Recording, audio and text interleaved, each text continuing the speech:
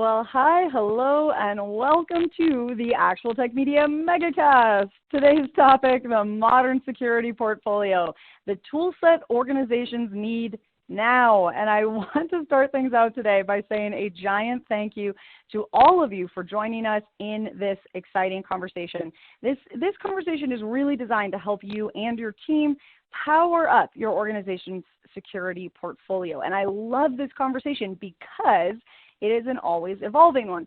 The threats are growing about as fast as the solutions can keep up with them. And then, on the other hand, the industry is rapidly developing new solutions to outpace those bad actors, and around we go. But here's what I love about it. Rather than throwing up our hands, the tech industry keeps rising to the challenge. We're enhancing and innovating whole new tools, solutions, services, and platforms to focus on the battle and the threats that we already know, but also to stay ahead of the threats we don't even know about, that we're not even aware of yet. And that is exciting. It's kind of thrilling. It's also maybe a little nerve-wracking all at once. And one of the best tools that we have in our tool chest is staying informed, creating communities, and sharing ideas, strategies, and knowledge. So that's what we're here for today. That's why we've come to this Megacast.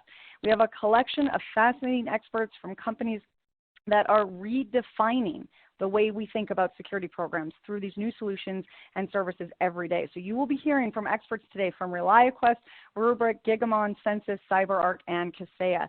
Together with the expert guidance from these awesome humans and vendors, we will explore the hottest solutions, the must-know trends, the creative strategies, all here in one place. This is going to be such an interesting conversation. I hope you are ready to dive in. And I'm going to kick us off today with just a little bit of a guided tour of your audience console. So we're going to start at that questions window on your screen right in front of you. If you have not already said hi, there is a big and awesome audience out there with us today. I'm seeing lots of highs and hellos coming in from all over, and I love that. I see somebody talking, oh my goodness, I forgot today is Pi Day. I see a comment coming in that today is Pi Day and their favorite pie is pecan pie. Love it, love it, love it. Keep those pie recommendations coming. Wow, I'd totally forgotten that. Thanks, team. All right, well, getting back to our webinar here, we do really want this to be an informative webinar. So we've all learned something new today about pecan pie. That's great. But also, there's going to be lots more exciting things that are coming up. And as we go through, we want to see your questions. We want to see your comments. We want to see your feedback. We want you to get engaged and to make sure that all of the questions that you have about building these robust security portfolios get asked and answered today. So please do get those questions into that console. Now, not only will we have team members responding to you live during the Megacast, during some of our dedicated Q&A sessions, we will also have teams here on live chat and because things go by very quickly, we make sure that all of the questions asked get sent on to the team. So the wonderful folks from RelyQuest, from Rubrik, from Gigamon, Census, CyberArk, and Kaseya will be following up with you afterwards. So make sure you're getting those questions in.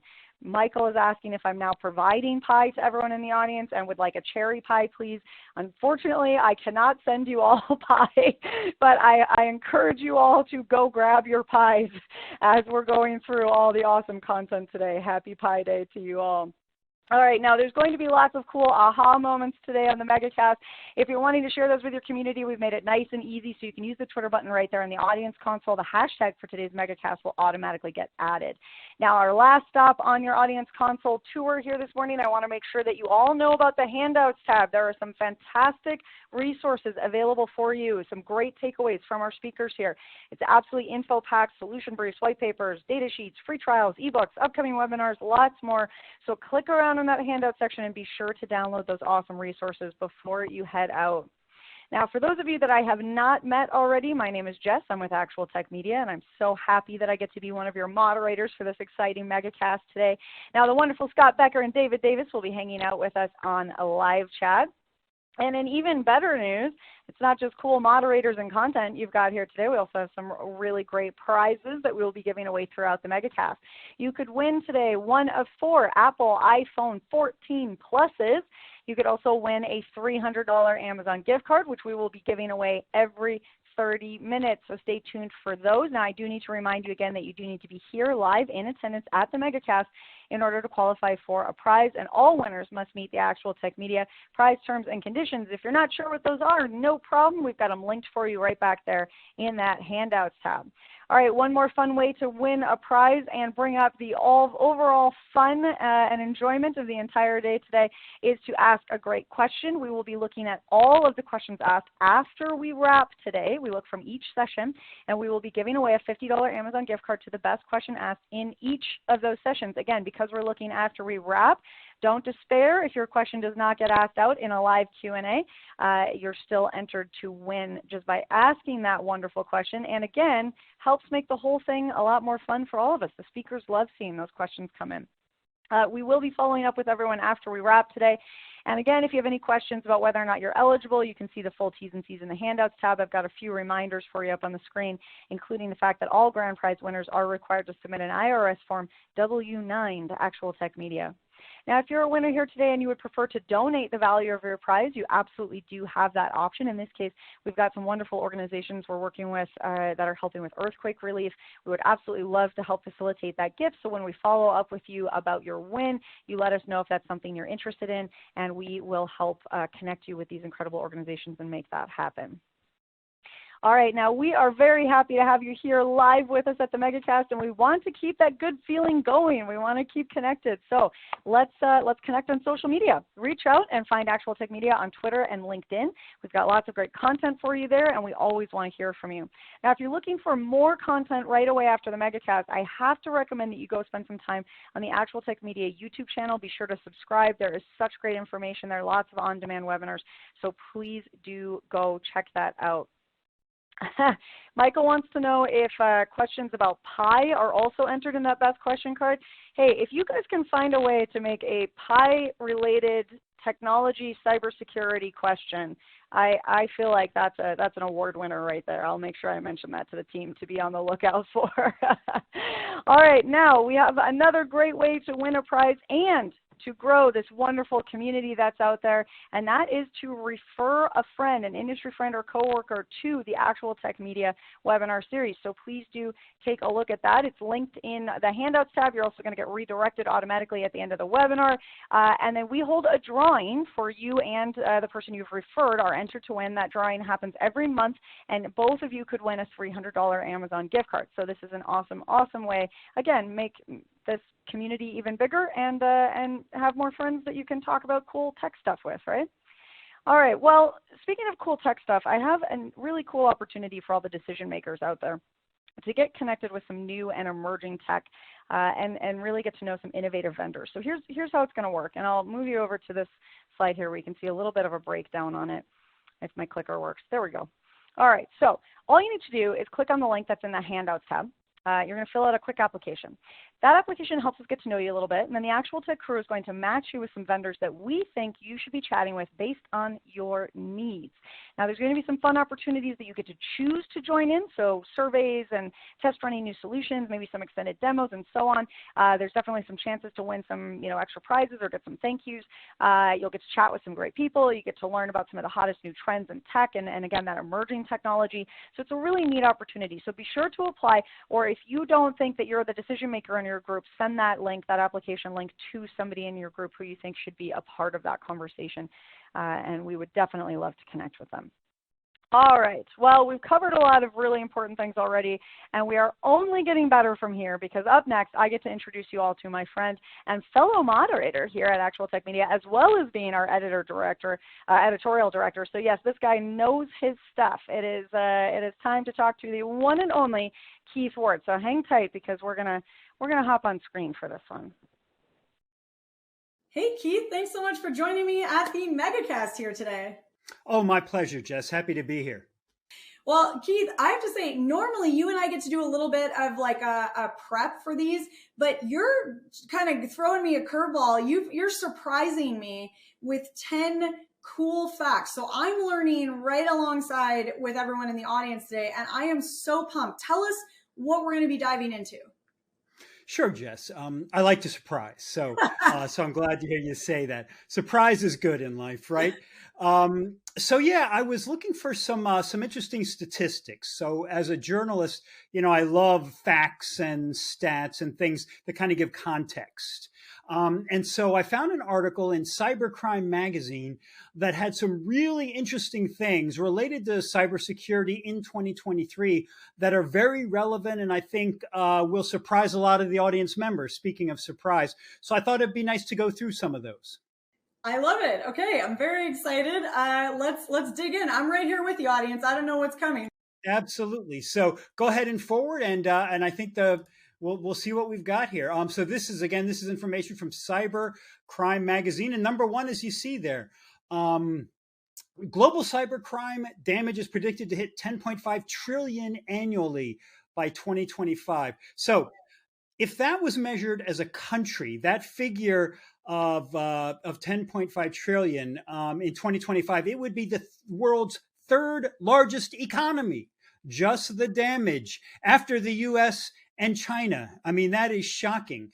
The damage, destruction of data, lost productivity, reputational harm, intellectual property theft, all of those things are the kind of damage that cybercrime does, and we're only going to see more of it in the future. So that was the one that stood out to me most. Let's move to the next slide. So global cybersecurity spending will exceed 1.75 trillion. Combined from 2021 to 2025. This is sort of adjacent to the previous one, right? So if there's all this damage, then you're going to be spending money to make sure you mitigate as much of that damage as possible. It's one of the fastest growing sectors of the information economy. And it's expected, the cybersecurity market is expected to grow by 15% year over year up through 2025. So this is just a freight train that is going to continue to roll down the tracks. So yeah, let's forward to the next one. So this is kind of an interesting one. The world is going to have 3.5 million unfilled cybersecurity jobs this year alone. There simply aren't enough bodies to fill the jobs available. Now, 3.5 million, I was doing a little bit of research. That is more than the entire population of Chicago and is reaching Los Angeles levels of population. So all this means, if you've got an interest in cybersecurity, if you're looking for a job in which, employers will have fistfights, right, to hire you, this is the area that you absolutely want to be in. Yeah, for sure. So let's move ahead to the next one. All right, number 4, global ransomware costs are predicted to exceed 265 billion by 2031. You're going to see that phrase billion a lot in here because we're talking really big numbers. That's an increase of 57 times, Jess, over 2015. So shocking. And companies right now, actually, today, companies are falling prey to a ransomware attack every 11 seconds. Every 11 seconds, a company is being hit by some form of ransomware. They're not getting all through, but they are being hit. So, if you think this is something you can put off, something that's not urgent, well, you really need to think again, right? So let's move on. The world will need to cyber protect 200 zettabytes of data by 2025. Zettabytes, to put it in highly technical terms, is a lot of stinking stuff. Okay. There's a whole bunch of data out there with all the things like Internet of Things, Jess, with edge computing, with AI. There is so much data that is always being created now too. It's ramping up exponentially. So there's so much data being created so much faster than there was last year. And that'll be the same next year. So there is so much out there, which means there's so much more to protect, so many more places to protect too. So let's move on to the next one. The cyber insurance market is predicted to hit 14.8 billion annually by 2025. So you buy cyber insurance if you want to protect yourself. If you get hit with an attack, you suffer big losses, right? the interesting thing, or one of the interesting things about this statistic, is it's actually getting harder and harder to get cyber insurance. Companies, these cyber insurance companies now are making sure you meet certain minimum standards before they'll even take your money. This is how dangerous it is. And so if you're someone who everything is a public facing on the internet, for example, you're not going to get cyber insurance to protect your stuff because they know how big a risk you are. So I thought that was fascinating. Let's look at the next statistic. Crypto crime. Okay, crypto crime is predicted to cost the world 30 billion, there's that B word again, annually by 2025. So that's nearly twice the amount in 2021. That was the cost of that were 2021 were 17.5 billion. This number is expected to grow by 15% every year as the cryptocurrency market continues to expand.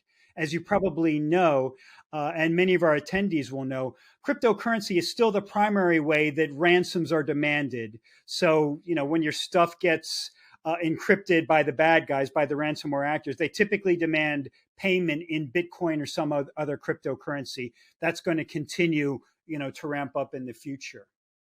All right, let's move on to the next one. Kind of an interesting one here. And yeah, some good news. I think it's good news. Women are starting to really make their mark in the cybersecurity world, Jess. They're expected to, women held, I should say, this is from last year, held 25% of cybersecurity jobs in 2022. By 2025, that's going to go up to 30% is the prediction. And it's going to continue to increase. They're talking about 5% every couple of years. I think that's just great to see. The website that I have run for Actual Tech Media, ransomware.org, we had a number of fantastic, really high level women who were ransomware experts right in the middle of things. And it's so good to see more opportunities for women that are coming up in that field. Absolutely. Okay, let's go to the next one. So this is kind of a shocker. 90% of the human population, all right, that's the whole world, I think, is what that means. 6 and older will be online by 2030. This tells you that the developing world is getting much more online too, doesn't it? That's one thing that statistic really points up. So this means more cyber criminals, for one thing. More so than that, many, many more potential victims out there who need protection, many who are not going to be as sophisticated about methods to stay safe and secure as we are, say, in America, for example. So the time is now to do something about it. And let's go to our last statistic here. The world will need to secure 338 billion, that word again, lines of new software code in 2025. Just software developers, and I say this with love, I have edited lots of software development magazines in my time, including MSDN, one of the most important, Microsoft Developer Network. Software developers have been notorious for years for not paying enough attention to security. This is just the way it's been. And, don't shoot the messenger, right? I'm just passing along the information. They're certainly getting better at it, but with all of these new programs, so much more software being developed, the need for securing those programs in the cloud, on premises, wherever it is, becomes greater than ever. So developers, make security job one as you're writing code is what all that means. Yeah, think about that DevSecOps kind of thing. Keith, this has been fascinating, and I really enjoyed learning alongside our audience here today and getting into some of these stats. We have to leave it here pretty quick, but before we let you go, could you give us your, high level, looking at those 10 stats, either something that jumped out at you, a number that jumped out at you, or a trend or a thought that you're kind of taking away as you go through that list of 10? I feel like, Jess, one of the big takeaways for me is we're really in a battle. I mean, this is an arms race. The good guys, the white hats, right? They will come out with ways to stop the attacks. The bad guys then come out with a way to get around the attacks. the good guys, i.e. us, we figure out a way to stop their new attack. And then they figure a way around that. So vigilance is key here. And to realize that this is, as far as we know, Jess, this is a never-ending battle. We've got to stay on top of it. Even simple things, remember, patch your servers. Things like that can go a long way towards stopping the bad guys. And all these new attacks, a lot of them won't succeed if we take basic security measures, multi-factor authentication, patching, as I said, securing your backups, air gapping, things like that, immutability of data. All of those things will make it that much harder, and we will have a much more secure future. Well, I really appreciate that. And I think that's a great takeaway. This has been a ton of fun, Keith. Thank you so much for collecting that information and for bringing it to us to get us started today. And I think hopefully all of you are feeling just all kinds of pumped up to start talking security portfolios now. So I think it's about time to dive in. Keith, thanks again. Have a great day, Jess. All right. I have to say, I saw several comments coming in, and I'm going to encourage you all to chat about it a little bit in the questions window. There's definitely some folks asking, so it sounds like there's a lot of jobs out there in cybersecurity, and I'm going to throw that out to the audience. The question of where to get started, or if somebody is thinking about retooling, is there a recommendation that you would offer? If somebody's already ready and trained in cybersecurity, what's a good niche or area to kind of jump in with? Niche or niche, depending on if you're joining us from the US or Canada here today. So, if anyone has thoughts on that cybersecurity job market, go ahead and post them there, and we'll make sure we get those out to all of you. Also seeing some great pie recommendations, and Kathy, I'm going to second you. Any fresh fruit pies, the way to go for me. I love that. I've also asked Keith to stick around and chat a little bit, and he's going to get that link posted for us so that you guys can take a look at that article he was just chatting about. So we've got some more info coming for you. But we're going to keep things moving along. There's a poll on the screen for you right now. I see a lot of you have already filled it out, wondering about your time frame for updating or adding new solutions at your organization. Now I'm going to move that along, so answer quick if you haven't answered already, because I have another question or two for you.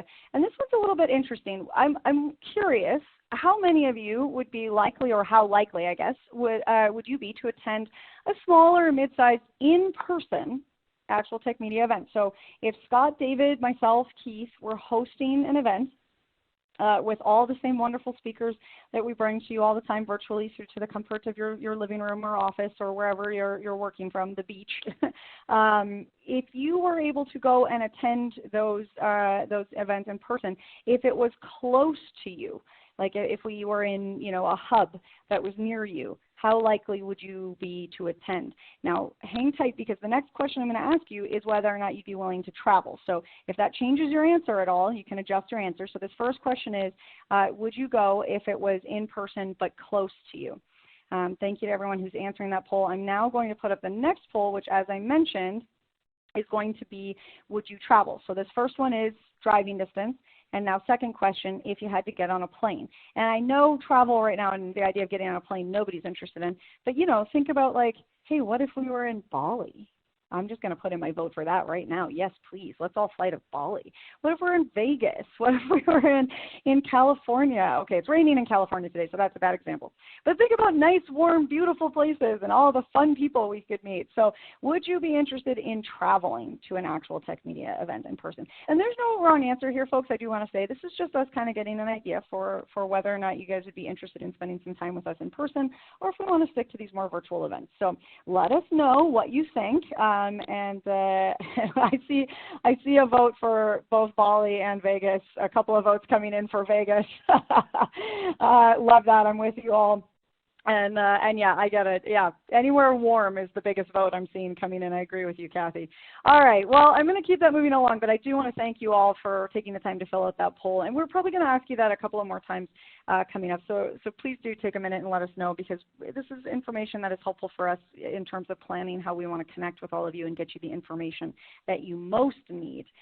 Bora Bora, good vote, Peter. Yes, I dig this. Okay. Well, speaking of information that we most need, that That is a good segue. I'm proud of that one. That one went well. All right. Well, speaking of information we are going to chat next with our very first expert presenter of the day. And I am definitely, we're kicking things off on a fun note here, because to start us out at the Megacast, we are going to chat with Todd Tiemann, Director of Product Marketing at RelyQuest. Now, hang tight just one moment, because again, Todd and I are going to hop on camera for this one. Well, hey, Todd, thanks so much for being here with us today. Hello, Jess. Good to be with you. I am excited to jump in. And before we get started, we have to warn the audience out there that we had some weird little glitches in the matrix this morning, and we're not able to advance your slides on Todd's end. So I get to be the muscle today. Todd, you are the brains of the operation, and you're going to tell me when to move the slides. Sound good? It sounds like a plan. All right, good deal. I'm here with you. Let's kick things off. Okay, so good morning, good afternoon, good evening, depending on where you are. My name is Todd Tiemann. I'm the Director of Product Marketing at RelyQuest, and I'm responsible for the Gray Matter Security Operations Platform.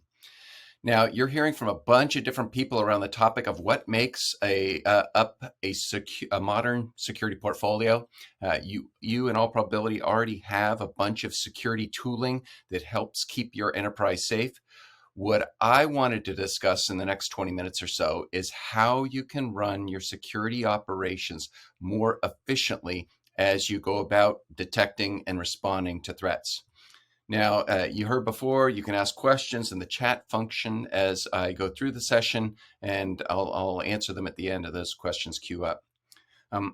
I'm not going to show you a company overview slide about RelyQuest, but the quick snapshot is RelyQuest has been around for over 15 years at this point. We have over 700 customers, and there are over 1,000 RelyQuest folks that are supporting those customers. In the audience out there, a bunch of you might come from small teams where there might be your security operations is handling 10 or 100 events per week. Or you could have a large organization where you're 10 or 100 events per second that you're having to deal with. And you're having to create playbooks, sophisticated automation playbooks to try to handle those events. We can help you. What I'm going to do is explain how we can help increase visibility across your environment, how we reduce complexity, as well as accelerate the detection, investigation, and response process. So let's move on here.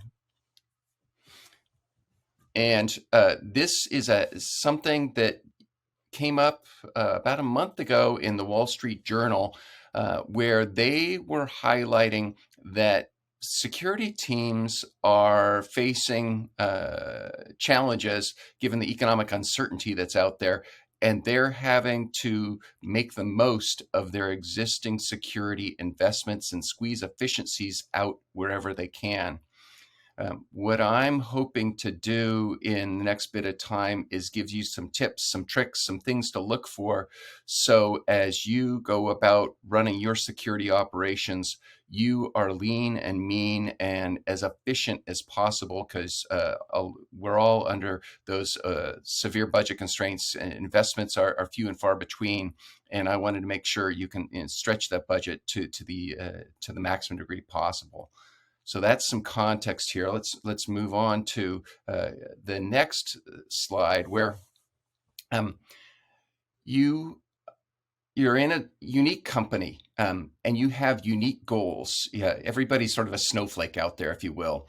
Your business priorities are different than your peers in all probability, and your security stack is different than those folks down the street.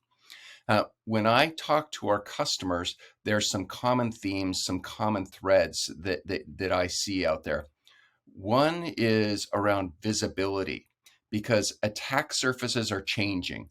You have digital transformation projects where you might be deploying new apps into one cloud or multiple clouds. And then you're having to secure that cloud infrastructure. Or maybe your company grows by mergers and acquisitions, and the M&E team just said, hey, look at that, we just acquired something. Security team, now I need you to go manage the risk associated with that and secure that expanded attack surface. If you have blind spots in as you go about this and you don't have visibility, that's an invitation for an unpleasant surprise. Now, you might also have acquired a bunch of security point products over time. We all have done that to address specific security pain points. That might be a new firewall, you have a new email gateway, maybe a new cloud security monitoring solution. They all serve a valid and good purpose, but you end up having to swivel between consoles as you go about managing all those different tools. Or you might not be getting the most out of those tools because you're stretched a mile wide and an inch deep, and it's difficult to become an expert in all these different technologies. You don't have time to configure and optimize them is another challenge that we're seeing out there. Flexibility comes into play as you look at that modern security portfolio because your business is evolving and your security needs to evolve as that business and your technology infrastructure evolves. Your existing security stack has served you well, but then that CFO or the CIO comes along and says, hey, we just acquired this Microsoft E5 license, and now we need to make use of it. So that could mean deploying a new endpoint security solution or adopting a new cloud SIM. You need the flexibility to adapt as those circumstances change. And sort of a cousin of flexibility is complexity. You need to minimize that complexity so you can get your job done as efficiently as possible. Now, the final point I'll make here is around accelerating threat detection and investigation response. You need to detect those threats more quickly, respond to them more quickly, so you can shut down that window of opportunity for adversaries, so you can minimize the blast radius of whatever event might happen. You need a way to do that quickly so that you streamline your security operations. But security operations is a process. So you need a way to measure results and consistently improve what you're doing, because you want that flywheel to spin faster and faster over time. If you can't measure things like your mean time to resolve and see the trend line, you're going to struggle to improve operations because you don't know what to change and what to improve. So those are some of the consistent challenges that we're seeing out there. And I wanted to show you some ways to approach those challenges in the following slides as we move forward. Thank you, Jess. If you look at what RelyQuest does, we're unifying your security operations, and your existing infrastructure could have one or more SIMs. It could have one or more endpoint protection platforms or endpoint detection response or EDRs out there. You're probably operating in at least one, but perhaps multiple clouds. Maybe it's AWS or GCP or Azure or all the above. And then you've accumulated a bunch of great solutions, point products for different problems over time. The challenge you have there is running detection, investigation, response, that whole process as we go along. And Jess, just to streamline things, why don't you hit forward a couple times, because there's going to be all sorts of goodness that's going to appear on your screen. Stop there. There you go. So you got to detect things. And what gray matter does is we have detection rules in gray matter that are deployed through your existing technologies. There's on the order of 10,000 detection rules across a bunch of different technologies that we have evolved and developed over time. Those detections, what we do at this stage with gray matter detect is to deploy the detection logic within that existing EDR or within that existing SIM. So you're able to more quickly get coverage to detect bad stuff. There was a threat back in, I think, October, November, December. It was a Fortinet authentication bypass vulnerability. With gray matter detect, we were able to deploy detection rules within about 3 hours of having that detection rule created. So what that does is shuts down vulnerability, that window of vulnerability that adversaries might want to take advantage of. we're also in that detection, we're pushing that detection logic out, we're ingesting native alerts and kicking off that investigation process. Now, in terms of investigation, we try to automate to the maximum degree possible that investigation. So we're supercharging the analyst. They're pre-populating that investigation with artifacts because we're going out and querying the technology that you have. We have bidirectional integration. So we're querying that technology, bringing back the artifacts, enriching it with OSINT, enriching it with the threat feeds that you might bring to the party. From maybe your ISAC, you have a threat feed. That's great. We'll leverage that. So we're accelerating the human in the loop and then responding by blocking or deleting or quarantining that threat that we validate through that investigation process, that you validate through your part in that investigation process. So that's actually one of the key things that RelyQuest with the Gray Matter platform brings to the party is playbooks that can respond through your existing technology. And that's where those integrations with, it's on the order of 85 different techs that are out there. It allows you to quickly respond to the threat that you might discover and validate occurs. Now, down at the bottom there, in terms of measurement, what we're doing within the Gray Matter platform is providing visibility to your current state in terms of MITRE attack coverage. So you can see the coverage you might have in terms of detections, and you can also see gaps that need to be improved. So you can improve that MITRE attack coverage over time. It's providing tool health and maturity metrics so you can see the state of your environment. And then team performance, because you got to measure things to improve them over time. It's difficult to improve things if there aren't measurements in place. And what you're seeing within the Gray Matter platform is measurements like false positive rate. Is that being driven down?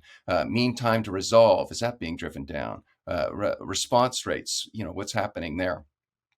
So all of that is happening within that Gray Matter platform, so you can be more efficient, no matter what that technology might be. Maybe whatever your tech stack might be, we're integrating with it and providing that visibility. You're leveraging also that existing technology to the maximum degree possible. And your analyst team, your team, can get involved to the degree they want to. We can drive things. We can collaborate between your team and our team if you want to participate in the investigations, or you can drive through the Gray Matter security operations platform. It's the same interface that your team, our teams are using to resolve these threats, because Gray Matter is a combination of technology as well as our security expertise. So if we move on to the next slide. In terms of before RelyQuest, you look at a typical environment, you might have an MDR provider there who's managing your EDR solution, and there might be a SIEM in the mix. A challenge that we've run across for many customers before they're talking to us is there's a high volume of false positive alerts that security team is needing to triage. And you're not getting complete visibility across that environment, because maybe you're seeing what's happening with that EDR, and then the SIEM has some of the telemetry, but there might be cloud assets that aren't being monitored. You might not be feeding all the telemetry you need into that SIEM, so you're not getting visibility across that environment. And you're also typically running into very little in the way of integration to take advantage of the technology that you might have. So that MDR provider might say, hey, here's an alert, and hand it to your team, but then that team has to go swivel through multiple consoles to investigate, to try to get the context you need to say, is this something that I need to do something about, or is this a false positive? And there's little in the way of automated action to resolve what might be found. And then there are multiple points of failure along the ways, and your team is having to remediate those. Something to note here is that you might have a single or multiple EDR SIM solutions. A challenge you run into lies around efficiency, because you can have multiple pools of data that's out there, a couple SIMs maybe, or a couple different EDRs. And you're having to pipe that telemetry to a single SIM that MDR provider might have. That's a challenge in terms of efficiency, because you're having to pay for data ingress and egress costs. And maybe that data is not being filtered very well. So you're running up a healthy bill with that SIM. It can get to be expensive if it's not a well-architected solution. And that's something, if you're looking at that modern security stack that we talked about up front, you want to make sure it's running as tightly and efficiently as possible, and you're not spending unnecessarily, shipping data around to be analyzed. You want to use the data in place to the maximum degree possible. So let's look about the next step, which is the after RelyQuest scenario. And what you're looking at here is with RelyQuest, it's able to use the data that you have in place, and you're not having to struggle to tap into that data across the platform or across your environment. You're getting increased visibility across that environment, because any and all log sources are being ingested and analyzed. You're integrating across that environment, not just in a one-way manner, but in a bi-directional manner. So with the gray matter security operations platform, we're ingesting the telemetry for and the alerts for detection. During the investigation phase, we're going out to query the sources you might have to enrich that investigation, to provide the artifacts, to provide the context that you need. And then we're also responding through your existing technology. So it's not like you need another software agent to take action. You're taking action through the tech that you've already invested in. One of the other things that we're striving to do to the maximum degree possible is automate. That's automation in terms of investigations. That's automation in terms of response. You can have automated threat hunts also, as well as custom threat hunts. If you see some hypothesis out there that you'd like to explore, we can execute on a threat hunt around that hypothesis. And you're avoiding having to manually swivel between the different technologies that you have out there, because everything is consolidated in that gray matter platform, from investigation, from response. In terms of mean time to respond, you're typically seeing a significant reduction that comes about in response, because we're automating some of that response capability with those configurable playbooks. Now, something that's noteworthy here about alerts, because I mentioned before on the before RelyQuest gray matter slide that there was typically a lot of false positives that come about. Forrester Research did a technology impact study, a TEI study, technology economic impact, I think is what they call it. And they found the alert volume in the customers that they surveyed with the RelyQuest gray matter security operations platform. That noise was going down by about 90%. So those customers were able to focus on that important 10% and get to resolve things more quickly. But it was also freeing up time for your team, for that team, to do things that might have more significant security impact or business impact. And that was one of the benefits that comes about through that gray matter security operations platform. Combining the people and the technology is accelerating that response, cutting out the noise, so you're being much more productive in what you're doing. So if you move on to the next slide here, what we're doing is leveraging the existing tech that you might have, be it one or more clouds, be it one or multiple endpoint protection solutions, be it things that are on premises. What we're doing there is ingesting those alerts to get and that telemetry to provide visibility across what's going on.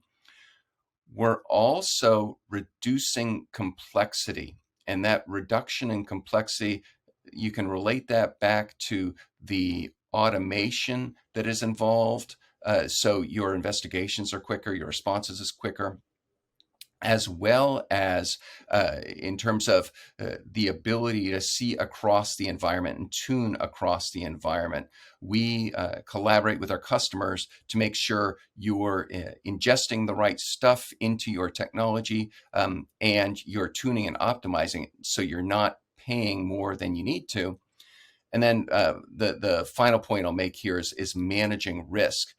You're able to resolve things more quickly, but you're also able to manage that detection, investigation, response process so you can get to resolution more quickly, so you can find that bad stuff, but also measure over time how your team, how our team is doing. And so we can have a relationship that grows and evolves, because your threat surface is growing and evolving. It's changing. You need to adapt to manage that risk. And that's what we collaborate with our customers to do. So that's where I wanted to finalize things here, end things here. What I want to do now is transition to questions. So Jess, have questions cropped up while we've been talking? Yes, absolutely they have. That was a lot of fun, Todd. I think you and I make a great team. You are great with that forwarding. That is fantastic. Boy, can I press an arrow key, let me tell you. Todd, we have a lot of great questions coming in, and we are not going to get to them all, but I'm going to try to sneak in a few. You ready to dive in? I am ready to dive in. Let's go. Rock and roll. All right, let's do this. I'm going to start with this one here because I like it. We're probably going to have multiple SIMs in the future. So can RelyQuest handle that sort of an environment? Super interesting question, because it used to be, and you're not alone in what you're doing. It used to be there was one SIM and you piped all your telemetry to that SIM. But what we're seeing now is you might have one of the typical low-hanging fruits is people adopt a Microsoft E5 license and say, okay, I've got this new E5 and I'm getting a deal over there with that technology. How do I make things work between my existing SIM and say that new SIM that I just absorbed, or I'm going to use? So short answer is yes, we do that. The longer answer is what we do up front is try to architect things so it is the most cost-effective solution possible. That means trying to avoid having to pipe log telemetry around between SIMs, using that data in place. That also means working with your team and our SOC to make sure we're filtering and putting the right information into that SIM, so you're not having to unnecessarily ingest telemetry in there and run up a big bill. You're getting the stuff you need, but not running up a huge bill and doing that. We're also handling alerts from those multiple SIMs. You have one overlay, one platform with the security operations platform Grey Matter provides, but it's tapping into both of those SIMs, so your team is able to get a consolidated view of that overall environment. And one of the other things that you're doing with that sort of architecture, in addition to avoiding transport, is you may be avoiding the need to transform data, which can have a cost, but it also can lead to operational fragility. So by using that data in place, by using the multiple SIMs and using that data where it lives, you have a more robust operational platform. Things don't break to the degree they might if you're having to pipe that data around. I like that. Todd, I think you're actually hitting right alongside another question that I saw, because you're mentioning multiple SIMs, but we did see a question come in. Is RelyQuest actually a SIM, or do you provide a SIM? So the RelyQuest Grey Matter Security Operations Platform is not a SIM. it taps into the existing technology you might have, SIMs, EDRs, et cetera, et cetera. Now, we can bring, in partnership with technology partners, we can bring that security stack to a customer that might need it. If you are a relatively, we run into customers across the spectrum, some that are very seasoned and mature, some are just establishing themselves. If you want us to bring that tech stack, we can do that. If you want us to leverage the tech stack you might have already in place, we can do that also. I like that. We have so many more questions, and I wish we could get to all of them. I think we'll have to switch over to live chat to follow up, and we will make sure that your team gets all of these questions. But before we let you leave us here, Todd, if somebody out there is really excited, wants to learn a little bit more about RelyQuest, I see we've got some contact info up on the screen. What's the best way to kind of jump in and get started? Absolutely. So one of the best ways is go to RelyQuest.com. We actually just revamped our website at the beginning of the year. If you visited it previously, I'd take another look because there's a lot of really juicy content that is now there. But you can also request a demo, request to talk to us through the website, or give us a buzz. The phone number's right there, or the email address, info@RelyQuest.com. Any of those ways to contact us is the best way forward. That's awesome. All right. Well, I want to thank you, Todd, for coming and for giving me a chance to, work out a little bit today. Got in some activity and some fitness there with the slide moving. It's great. And yeah, exactly. Thank you for answering some audience questions and for a great presentation. It's been so much fun hanging out with you today. I hope we'll get to see you again soon. Thank you all. Thank you, Jess. All right, and you can see that I've got a question up for you all now, so you all get to be the muscle now, and click. So let us know what additional information you would like to get about the RelyQuest solution. So take a second now and click on that poll. Again, this is a fantastic way to make sure that you get the follow-ups that you need to dig in a little further, round out the information that we're getting, and also just remind yourself of all the cool things that you're going to be learning today. So be sure that you answer these polls and go check out the handouts. So I'll kind of remind you every time as we go through. You'll hear me say this again, but that handout tab is just absolutely jam-packed with info. I'm going to highly suggest that you check out the link for RelyQuest. There's actually an ESG ebook, SOC modernization, and the role of XDR. This is such an interesting deep dive into the people, the processes, and the tech that are supporting the modernization of security operations. Obviously, that's kind of what we're here to explore today. So very much worth reading, some fun, light afternoon reading after we wrap up the Megacast today. So make sure you snag that. And while you're clicking on the poll and downloading that handout, I am going to give away a prize. So we're going to start with a $300 Amazon gift card. Now, I will remind you again that you do need to be here live and present at the Megacast in order to win. Our very first winner here today is Theodore Candela of Washington, D.C. Theodore Candela of Washington, D.C., congratulations to you. You have won a $300 Amazon gift card. As always, we will be in touch about claiming your prize after we wrap. Now, don't forget, there's still lots more chances to win a prize today, plus that best question card coming in hot from each of our sessions, and I'm seeing some great questions coming in, so keep that up. Now, just real quick, because Keith just sent this to me. Okay, I am going to post. A few of you asked Keith to follow up and send the link that he was using for his article for the keynote at the start. And so there we go. There it is for you, posted in the chat. So go check it out. Okay, now we have even more exciting content coming for us, because up next I get to introduce you all to another awesome team and awesome presenter. We are going to be chatting with Nick Calamani, Solutions Engineer at Rubrik. Nick, thank you so much for being here with us again today. It is always such a pleasure to chat with you. I know you have a ton of great info to cover, so I am going to hand the mic on over to you. Take it away, Nick. Awesome, everyone. Pleasure to meet you. As it says here, I'm a solutions engineer for Rubrik. So what that really means is that I'm kind of on the ground, front lines every day, talking to either existing clients or prospects, of course, who have, kind of interesting data security needs.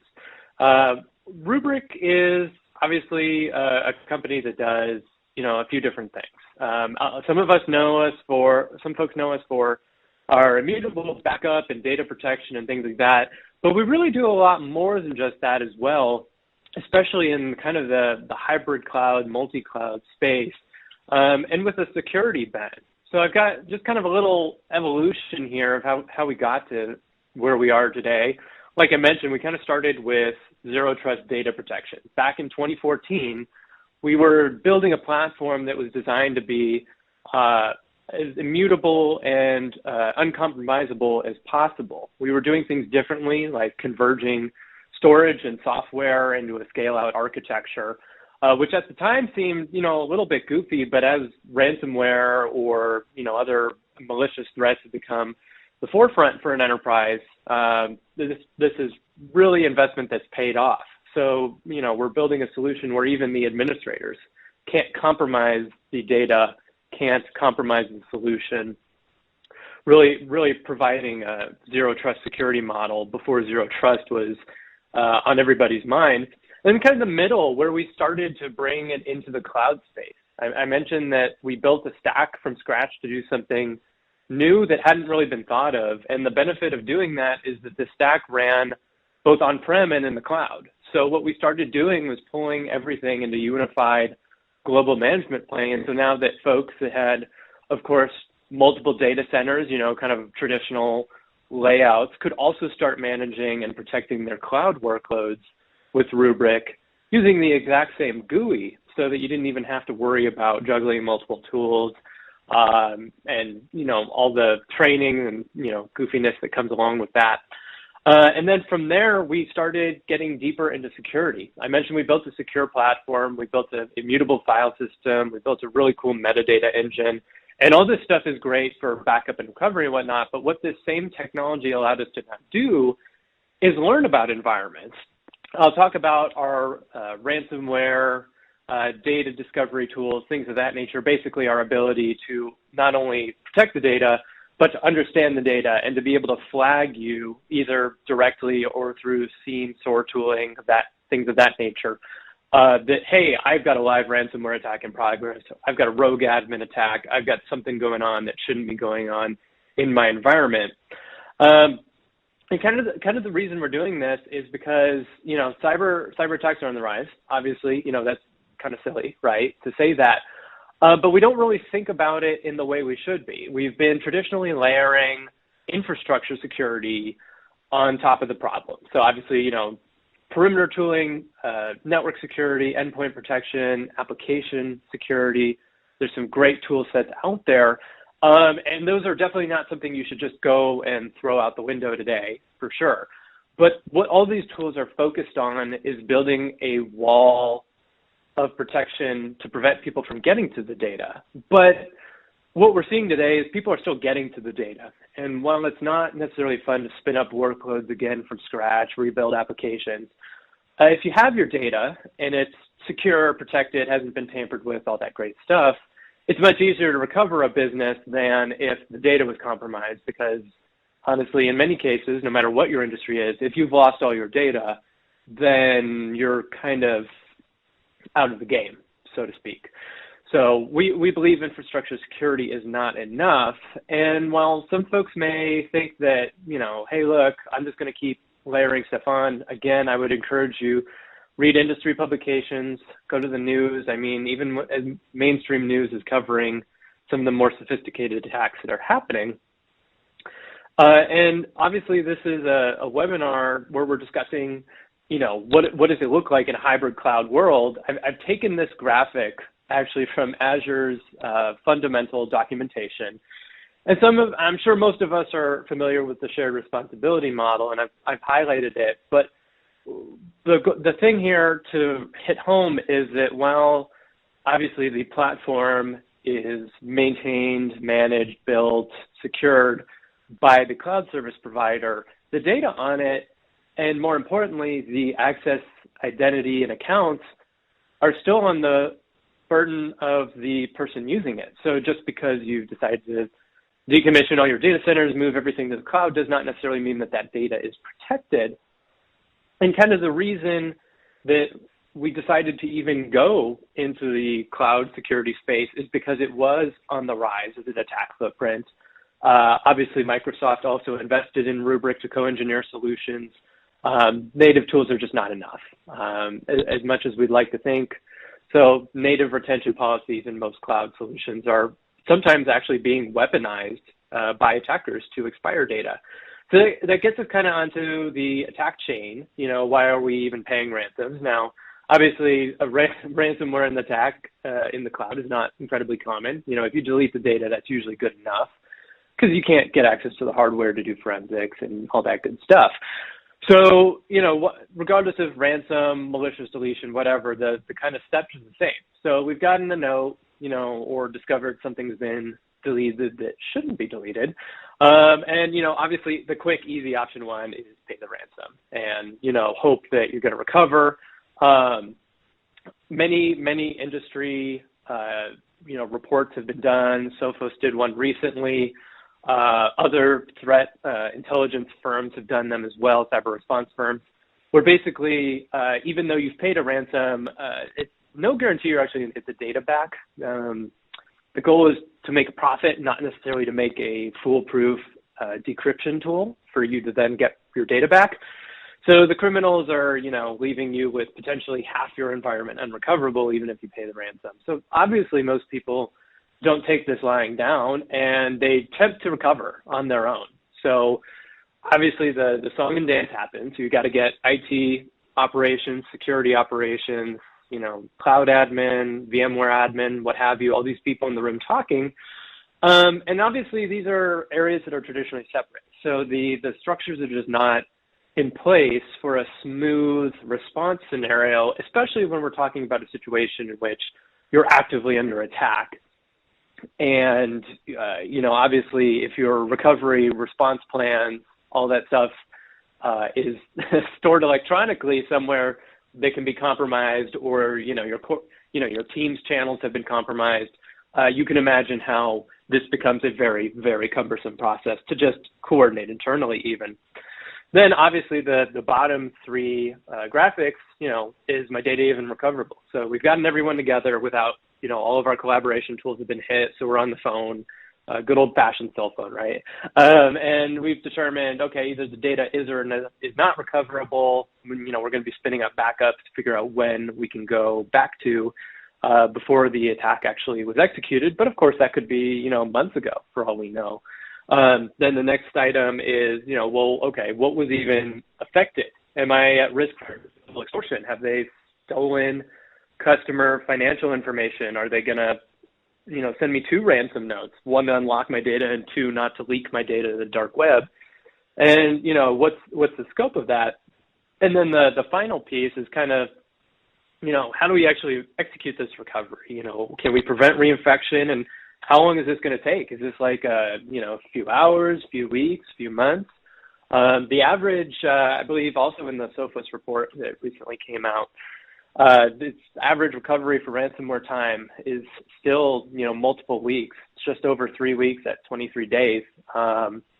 So can you imagine mission critical stuff being down for 3 weeks? That would be pretty catastrophic to most businesses, even ones not in a technology space. So that's kind of where we fit in.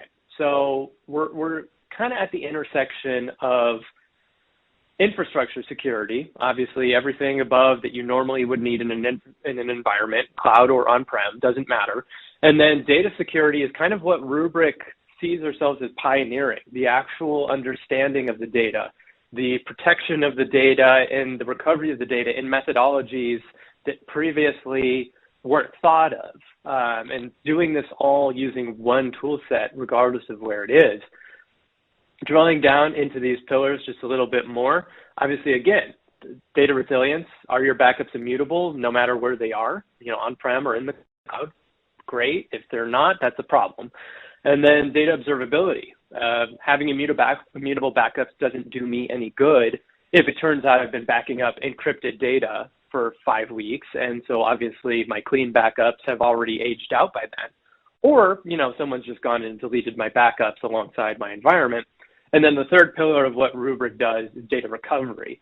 Whether this be entire applications, entire data centers, or individual machines, individual files, again, on-prem in the cloud. That's kind of what we're doing here. And then kind of how we tie it all together through Rubrik Security Cloud. And this is, I mentioned earlier, one GUI for all these tools. Again, I mean it. It's one GUI. Seriously, hold me to it. Email me. I'll do a live demo. And it is one tool for all your applications, regardless of what they are or where they are. So again, very consolidated tool set. Just a little bit of detail, because I'm sure it's going to get asked, how we do each of these things. Again, data resilience is kind of your, how are we actually protecting the backup data, not only from bad actors, but, perhaps rogue admin attacks, compromised credentials. I mean, by far the most common attack scenarios in the wild are compromising single sign-on, LDAP, things of that nature. And then if, someone just signs in as your global admin, how do you prevent them from doing things? So we've got a bunch of different technologies, intelligent data lock, basically, machine learning. Hey, we're seeing somebody try to delete something. It looks a little suspicious. They have permission to delete it, but we're going to hold on to it for a little while and notify people there's a problem.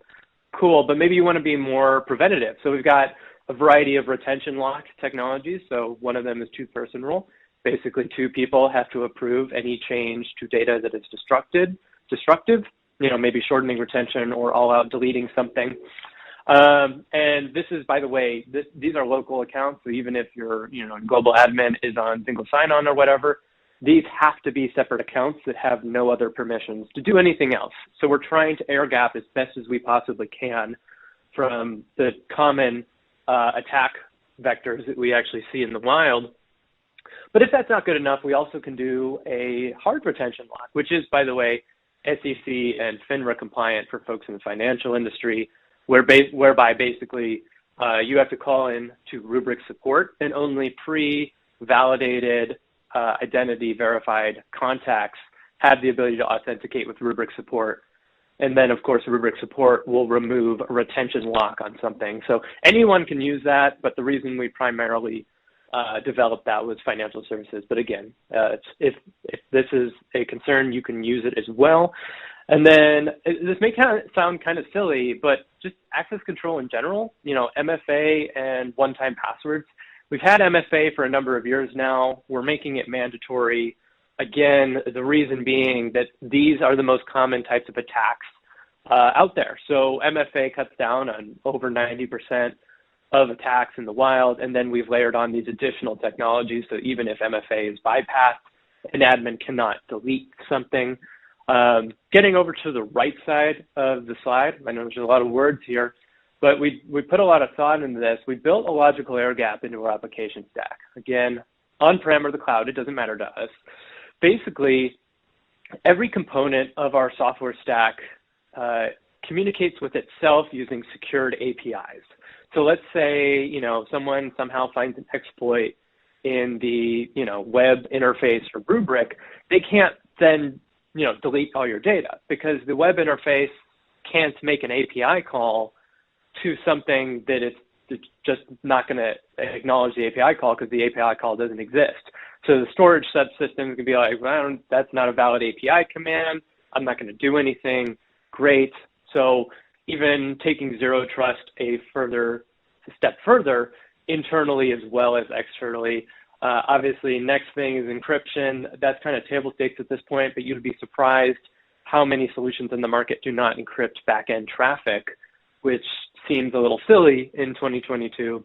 And then immutability at the bottom right. Again, we built a file system for this. We didn't just repurpose an existing file system. We built a new file system called Atlas. It doesn't have delete commands. It's not a traditional read-write file system. And even as a global administrator, you cannot mount the file system directly. There's no access to this. Again, everything internally has to happen via an API call to present data. And even as we are presenting it, we're presenting a proxied copy. So even during a restore, for example, we are still not exposing the underlying file system to whatever client needs to make use of it. Again, seems a little over 2014 when we did all this stuff, but now this all makes a lot of sense in the age of cyber attacks. Second column, or rather pillar of what we do, is of data observability. All that crazy technology to protect your backup data doesn't do any good if you're backing up junk data. So what this is a number of tools, actually. We have ransomware investigation. This basically is a very sophisticated machine learning pipeline that we developed to detect data attacks in an environment. So this is not some kind of change rate flagging kind of, generic, oh my gosh, your backup grew by X, so we're going to send you an alert. This is actually a tool set that learns the movement of data within your environment, no matter where it is. And so if you have, maybe an accounting share or repository where, records are stored and data is only ever added but never removed, just as an example, Rubrik learns that. So if someone goes in and either deletes something on accident or maliciously deletes it, we're going to flag that because we understand that this is a long-term archival storage system that data is never removed. That's just an example. We can also flag anomalies in other types of workloads as well, because again, this is a very advanced system that we built to actually learn your environment and what looks normal and what doesn't look normal. But taking it a step further, we actually have the ability to detect actual encryption events.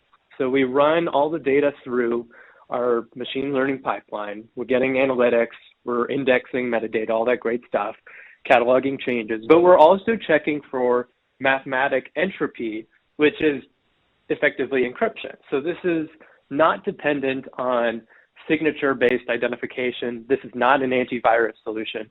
What this is doing is it's actively looking at the data to discover when there's an attack, and then either alerting you, obviously you can get an email from Rubrik, but also we integrate with all kinds of security tooling, Palo Alto XSource, Splunk, you name it.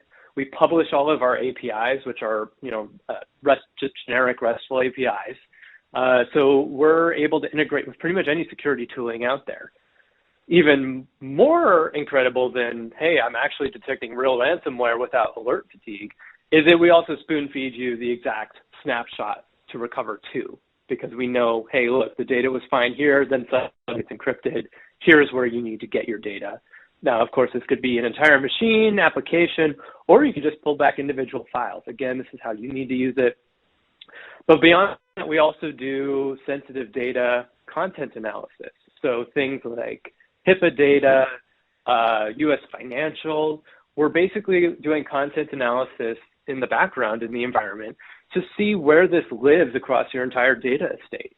So, while it seems kind of interesting, you're like, why would I use this over maybe a traditional data governance tool or classification tool?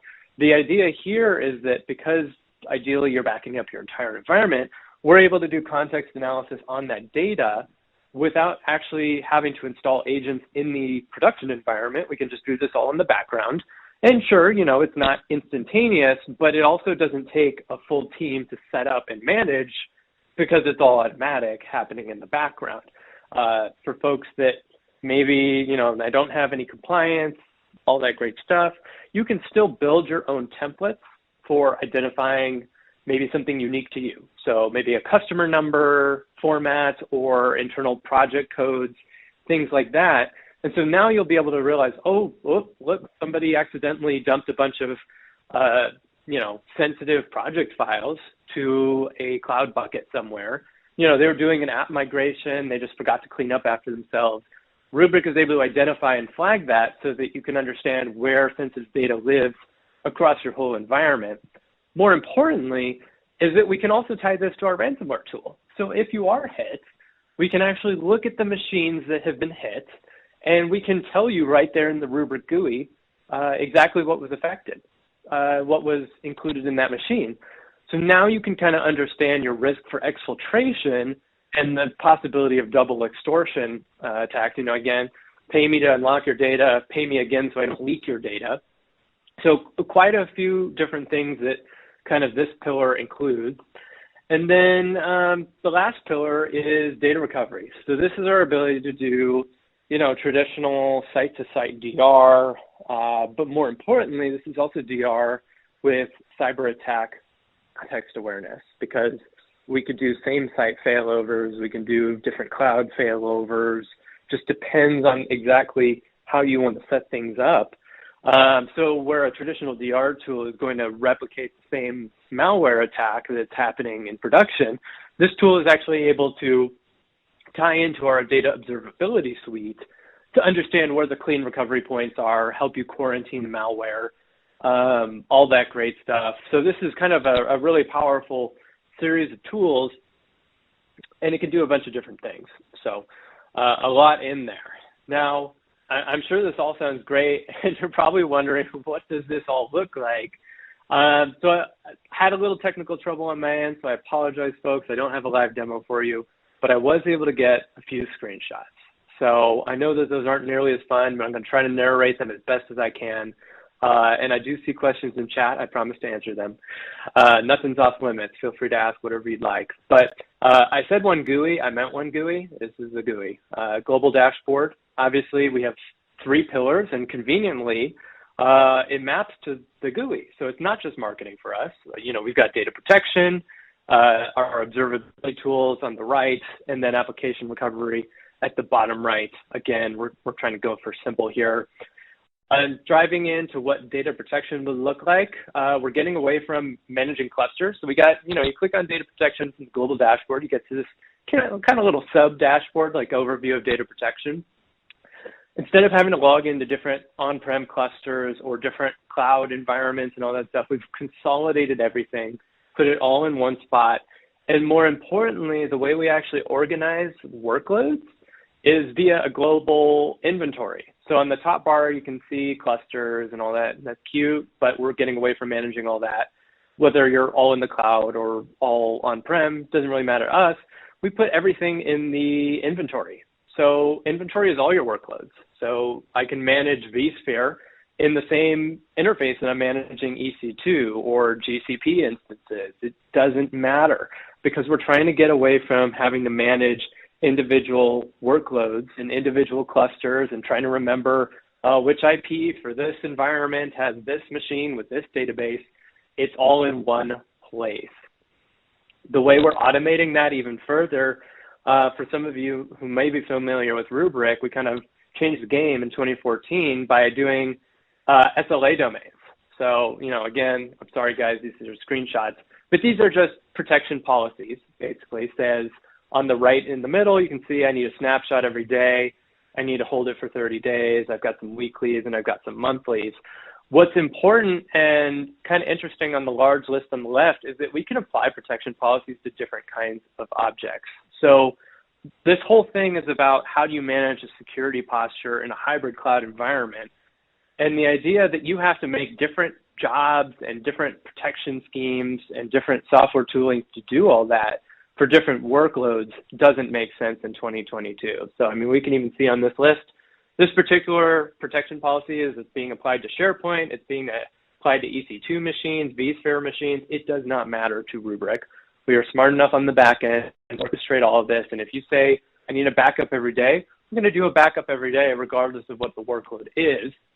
You shouldn't have to mess with a bunch of different things regardless of where it lives in your environment.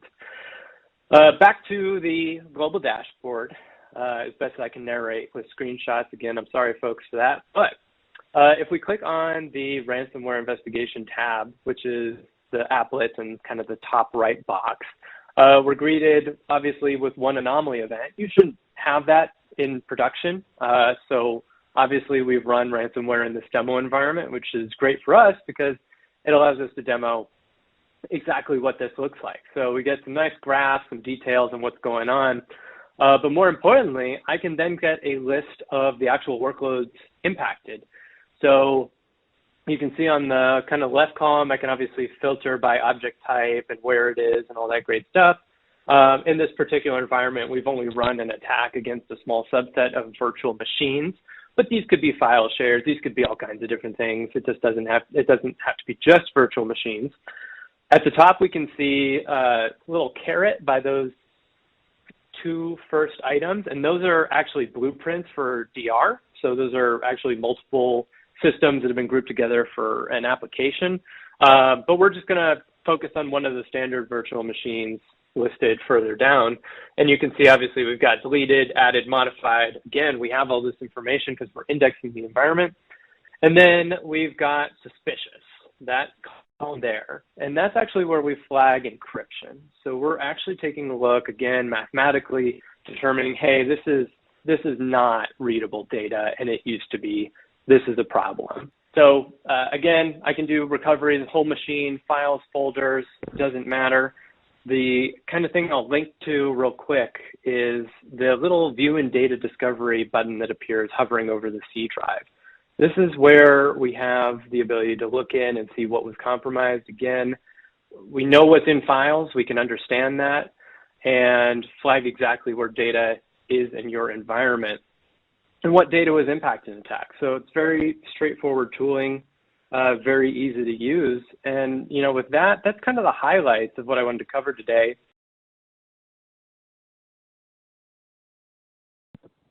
Well, I think that's some good highlights. I think we may have Nick's mic may have lost or dropped at the end there. So all you missed was him saying goodbye and thanks.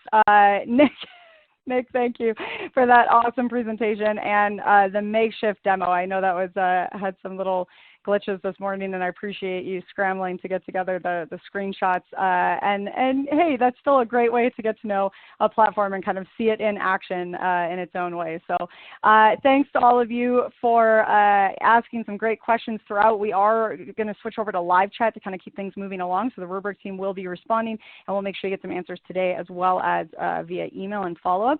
I also want to remind you all that we've got the poll up on the screen asking you what additional information you would like to get about the Rubrik solution.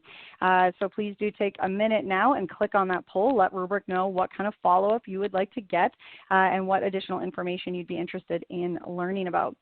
All right, so while you're doing that, I'm also going to remind you to head on over to the Handouts tab as you're clicking around on the console there, and make sure you grab the Rubrik white paper. So it's the Rubrik Guide to Public Cloud Technology Overview and How It Works. It is an absolutely fabulous follow-up from the chat that we just had. Get some more details on how to build your core data protection, including backup and disaster recovery, archival, etc. Definitely worth spending a little time with, so go check that out and download, save for later.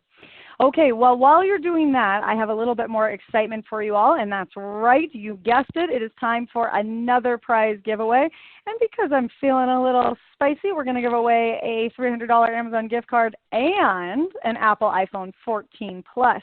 Now, I will remind you again that you do need to be here live and present at the Megacast in order to win.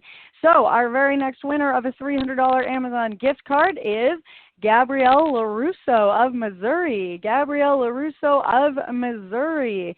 And our next winner of an Apple iPhone 14 Plus is David Kreiser of Pennsylvania. David Kreiser of Pennsylvania. So congratulations to Gabriel on your $300 gift card, Amazon gift card, and congrats to David on your awesome new Apple phone. As always, we will be in touch about claiming your prizes after we wrap the webinar. Now, don't forget, there are still lots more chances to win a prize today, plus that best question gift card from each session. And I can tell you guys, the competition today is fierce. Great questions coming in. So keep that up. And again, we will make sure that we are checking those out after we wrap today, so you will hear back. But for now, in even better news, even better than $50 Amazon gift card news, we have another incredible speaker lined up for you all. And I know that a lot of you will recognize this familiar name here at the Megacast. So you all know that we are in for a treat. Up next, we will be chatting with Martin Crew, Senior Director, Industry Solutions at Gigamon. Martin, I am so excited to have you here with us again today. I know we want to leave some time for questions at the end, so take it away, Martin. Great. All right. Hello, everybody. Thanks, Jess. My name's Martin Crew from Gigamon, and I'm going to talk to you today not necessarily about the tools that you need to have in your modern security stack, but how you can best enable those, because that's at the core of what Gigamon does and the core of our value. So we've got a very straightforward agenda that we're going to use today. We are going to talk briefly about what Gigamon does and why you should care. Talk about the tool set organizations are needing now and using now. This is our perspective. And as I said, as we don't sell security tools, we're kind of neutral in this. We're then going to talk about how Gigamon enables your security tools strategy. So we're going to go fairly deep into some of the technology behind that, because I think it's really important that for organizations using security tools or observability tools, that you understand how a product like Gigamon helps you get maximum value from that. So quickly, what does Gigamon do? So on this screen, you can see the sort of the profile of many of our customer organizations. They've got very, very complex infrastructures. They've moved to the cloud. They've got dozens of tools, maybe tens of instances of some of those tools, trying to manage this infrastructure. It's complex, and the result of the complexity is there's blind spots, there's obviously a lot of cost inherent in it, and there's inflexibility, which when you come to the cloud is really the last thing that you actually want to be dealing with. What we do with Gigamon is we bring order to that. So instead of all of these point-to-point connections that you have on the left, we put Gigamon in the middle of all of this, and everything basically connects to Gigamon. And then, as you'll hear later on, Gigamon helps you with the traffic flows to all of the tools that need the information that's coming off the infrastructure. So if we sort of think about this, there's really three key things that we're doing. So the first is that because we sit in the middle of everything and we can see all the traffic in motion across the whole of the network, we can help eliminate blind spots, and we can help detect vulnerabilities, not just in north-south traffic, but also in east-west traffic, which is becoming more and more of an issue as organizations move, for example, to multiple cloud platforms or multiple cloud instances of the same platform. We can also see what's going on in container-to-container traffic, which again is a big area that organizations are now becoming aware of in terms of vulnerabilities. And finally, we can see into the encrypted traffic on the network, so we can understand what's encrypted, how it needs to be decrypted. Once it's been decrypted, what do we need to do with it, and then get it onto the tools that need to see it. So that's one key area where we bring a lot of value and enablement to all the tools you're using. Second is that providing this visibility is very necessary, not just for cloud, it's also very necessary for zero trust. And the critical thing that we're doing by bringing this traffic level visibility to all of these tools is we're really enhancing their capability, because what we and a lot of other organizations are now discovering is that the metrics, events, logs, and traces, the melt data that comes from a lot of cloud native and observability tools is just not enough. It's not enough to guarantee security, and it's not enough to make sure that when something goes wrong, you can get down to what's happening at the network and packet level to diagnose and troubleshoot it. And then finally, we can deliver that traffic to tools in any number of different formats. And that's one of the key things we'll be talking about as we go through today's presentation. So we can provide high fidelity information as raw packets, we can do it as flows, and we can do it as metadata to make sure that the tools you're using for security and observability operate to maximum efficiency. A little bit about Gigamon. So we have been around about 15 years. We have just over 4,000 customers worldwide. And these are some of the largest, most demanding organizations there are. So for example, 83 of the Fortune 100 and industry leaders in really all of the major industrial and government sectors rely on Gigamon to help get the visibility they need to secure and troubleshoot their networks. So now I'm going to take a sort of a step back, and as I said, we're kind of Switzerland in this discussion because we do not sell security tools. We help make your existing tools better. So just want to sort of talk a little bit about that right now. So I'm going to move quickly through this slide, but we typically see Gigamon being used by a lot of teams within an organization that are broadly under the security umbrella. So DevOps, CloudOps, DevSecOps, SecOps, and NetOps all use us. They have a variety of different tools that they want to use, and those tools need to be fed by different types of telemetry. So some are packet fed and others are melt based. But the big thing that we see is that to get all of these tools really working effectively, both individually to their fullest potential and collectively, these tools need to see both what's happening at the network packet level and also at the melt level. So the network packets are giving them the bottom-up view of what's happening on the network. The melt data is giving them the top-down view of what's happening within the applications. So it's the combination of these two things that really enable the tools to operate at their highest level. So let's talk a bit about how we do it. So at the top of the screen, we've got the constituencies that we just identified. The bottom of the screen now, we've got the environments. So Gigamon works across all of these environments. So whether it's the traditional physical data centers, or whether it's the cloud, whether it's private cloud, public cloud, makes no difference. At the top of the screen now, you can now see a number of different tools. And I'm sure many of you are using probably most, if not all, of these tools in different parts of your organization. There are some of these tools that are typically fed by metadata, others that are typically fed at the packet level. Doesn't matter to us how those tools need to be fed. Once we've acquired the data from the sources shown at the bottom of the screen, from the workloads that they're running, we can then take those through a number of processes. So the first is the acquisition process. So whether we're working with physical taps, whether we're working with virtual taps or our new universal container tap, we can tap into all of those workloads. And we can then process it using either what we call our V-Series, which is our software hosted in the cloud, or on our HC series appliances, which is the same software, but just hosted on purpose-built appliances. Once we've got the data, then there's a number of functions that we're able to do. So for example, thinking about security, we've got masking capabilities to ensure that as data traverses the network, if it happens to be plain text, it can be masked. We've also got a lot of other capabilities around decryption, port labeling, correlation of different kinds. We can then apply what we call the GigaSmart functions to those. So what the GigaSmart functions do is they help optimize the traffic. So capturing all this traffic and being able to aggregate it, we go then beyond that and we can understand the traffic. We know what workload it's come from, we know which tools need to actually inspect it, and we know the format that those tools really want the data in.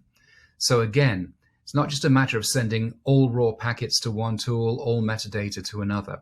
We can look at all of this and we can apply techniques like deduplication, flow slicing to say that when I've figured out what this information is, I can drop a lot of the payload. Application filtering, we'll talk more about that in a minute, and a number of other techniques, all of which help make sure that the tools get the information they need, but only the information that's relevant to what they want. And we can do that in a number of different formats. So with metadata, we can send it on to the tools that need it as JSON. We can send it as IPFix, Ceph, or across Kafka. We can do some native tool integration there. And on the packet side, we can also send packets, but using a number of other functions like load balancing, inline bypass, tunneling, etc., that make sure the information is being fed to those tools that want the packets in the most effective format possible. Okay, now I mentioned there Gigamon application intelligence in the context of filtering. So I want to discuss this with you a little bit because this kind of sets up the discussion of how we really work with a lot of the tools, particularly the cloud-based SIM tools and observability tools. So application intelligence is a tool we introduced about 4 years ago, and since then it's gone on to become our most commonly used tool. It's got a number of different elements to it. So the first is what we call application filtering. This visualizes the workloads or the traffic generated by workloads that's running across the network and lets you categorize those workloads in different ways and lets you set security rules for each of them. And we'll talk about that in a minute. Second thing is we move beyond sort of just looking at the applications to looking at the attributes of the applications. So Gigamon works not just at the packet, the session transport layer, it works all the way across the 7-layer stack, up to and including applications. So for example, we can specify things like, I need to see round trip times from a particular application making a call to a database. And then we can use that in, for example, performance monitoring and other areas like that. So we have this very granular ability to understand the applications, their behavior, and to measure the attributes that are driving that behavior. Then finally, we have the export capability, which I mentioned a moment ago. So the ability not just to show this information within Gigamon, but to export it into a range of SIM, into a range of observability, or indeed custom tools if you want to develop some of your own custom tooling. So quickly to show you what some of this looks like. So I mentioned application visualization. So this is what you'd expect. It's a dashboard that shows you what are the top applications on the network, what's the traffic patterns that's being developed. And then in the right column, for each of those applications, what percentage of my bandwidth are they taking? How many packets are they generating? We can then start to filter on this. So we can group applications together if we want, and it can be a group of one. And then for each of those groups, we can set rules on which tools need to see this traffic. At what level of detail do they need to see the traffic? So that gives you really granular control over the filtering side of things. So for example, when we have categories or individual applications, we can use what we call flow maps, in fact, what most people call flow maps, to say, okay, based on the type of application, this is what I want you to do. Do you want to forward all traffic, some traffic? Do you want to drop traffic? And doing that, we can really help you get granular control over this. And typically with some of our customers, when we go in and first use application filtering, we're often able to eliminate 50% of the traffic that's being sent to tools. And beyond that, if you're eliminating a lot of the traffic that's being sent to tools, you can eliminate a lot of the traffic that goes into storage, which, as we all know, becomes very, very expensive. But very importantly, we're not just dropping that traffic. We're dropping the traffic, but we're doing it on a completely user-definable basis. So you know exactly what's happening, and you still have the high-fidelity information that you need to send to the tools to ensure your security. Then the final element of this is we now have this capability called Application Connect. And as the name suggests, this is how we integrate the outputs of the application filtering and metadata generation with the tools that need to consume it. So we've developed a lot of out-of-the-box integration here, but beyond that, we can also enable you to develop templates of data that's to be exported either to other tools that you're using or to stuff that you're building yourself. All right, now let's get a little bit more specific around this. So let's think about organizations that are using maybe observability tools like New Relic, Dynatrace, Elastic, Live Action, Datadog, or some of the cloud-based SIM tools, so Sumo, Securonix, Logarithm, Splunk, or many, many more. So how does information get to these tools? So right now, the way it typically gets to tools is that you put an agent on whatever is hosting the workload. And that agent captures the metrics, the events, the logs, and the traces information that these observability tools need in order to thrive. What we do with Gigamon is we come along and we say, all right, well, we can extend that. So beyond putting an agent on a physical host, we can do the same with the cloud. So we can now tap into not just managed hosts, but we can move beyond that and tap into, for example, unmanaged hosts. So whether it's VMs, whether it's containers, whether it's IoT devices, once you've got a Gigamon agent, the V-Series agent in place, that is capturing all of this information and sending it to the observability and SIM tools. And very importantly, we're breaking this one-to-one relationship that you have between a tool that's consuming information and an agent that needs to capture and generate that information. With Gigamon, we can talk through, we can talk to all those tools through a single agent per source. So you'd still need to have multiple Gigamon agents, but you'd have one on each of the sources that are generating the workload. And then those agents will send on to as many tools in as many different formats as necessary.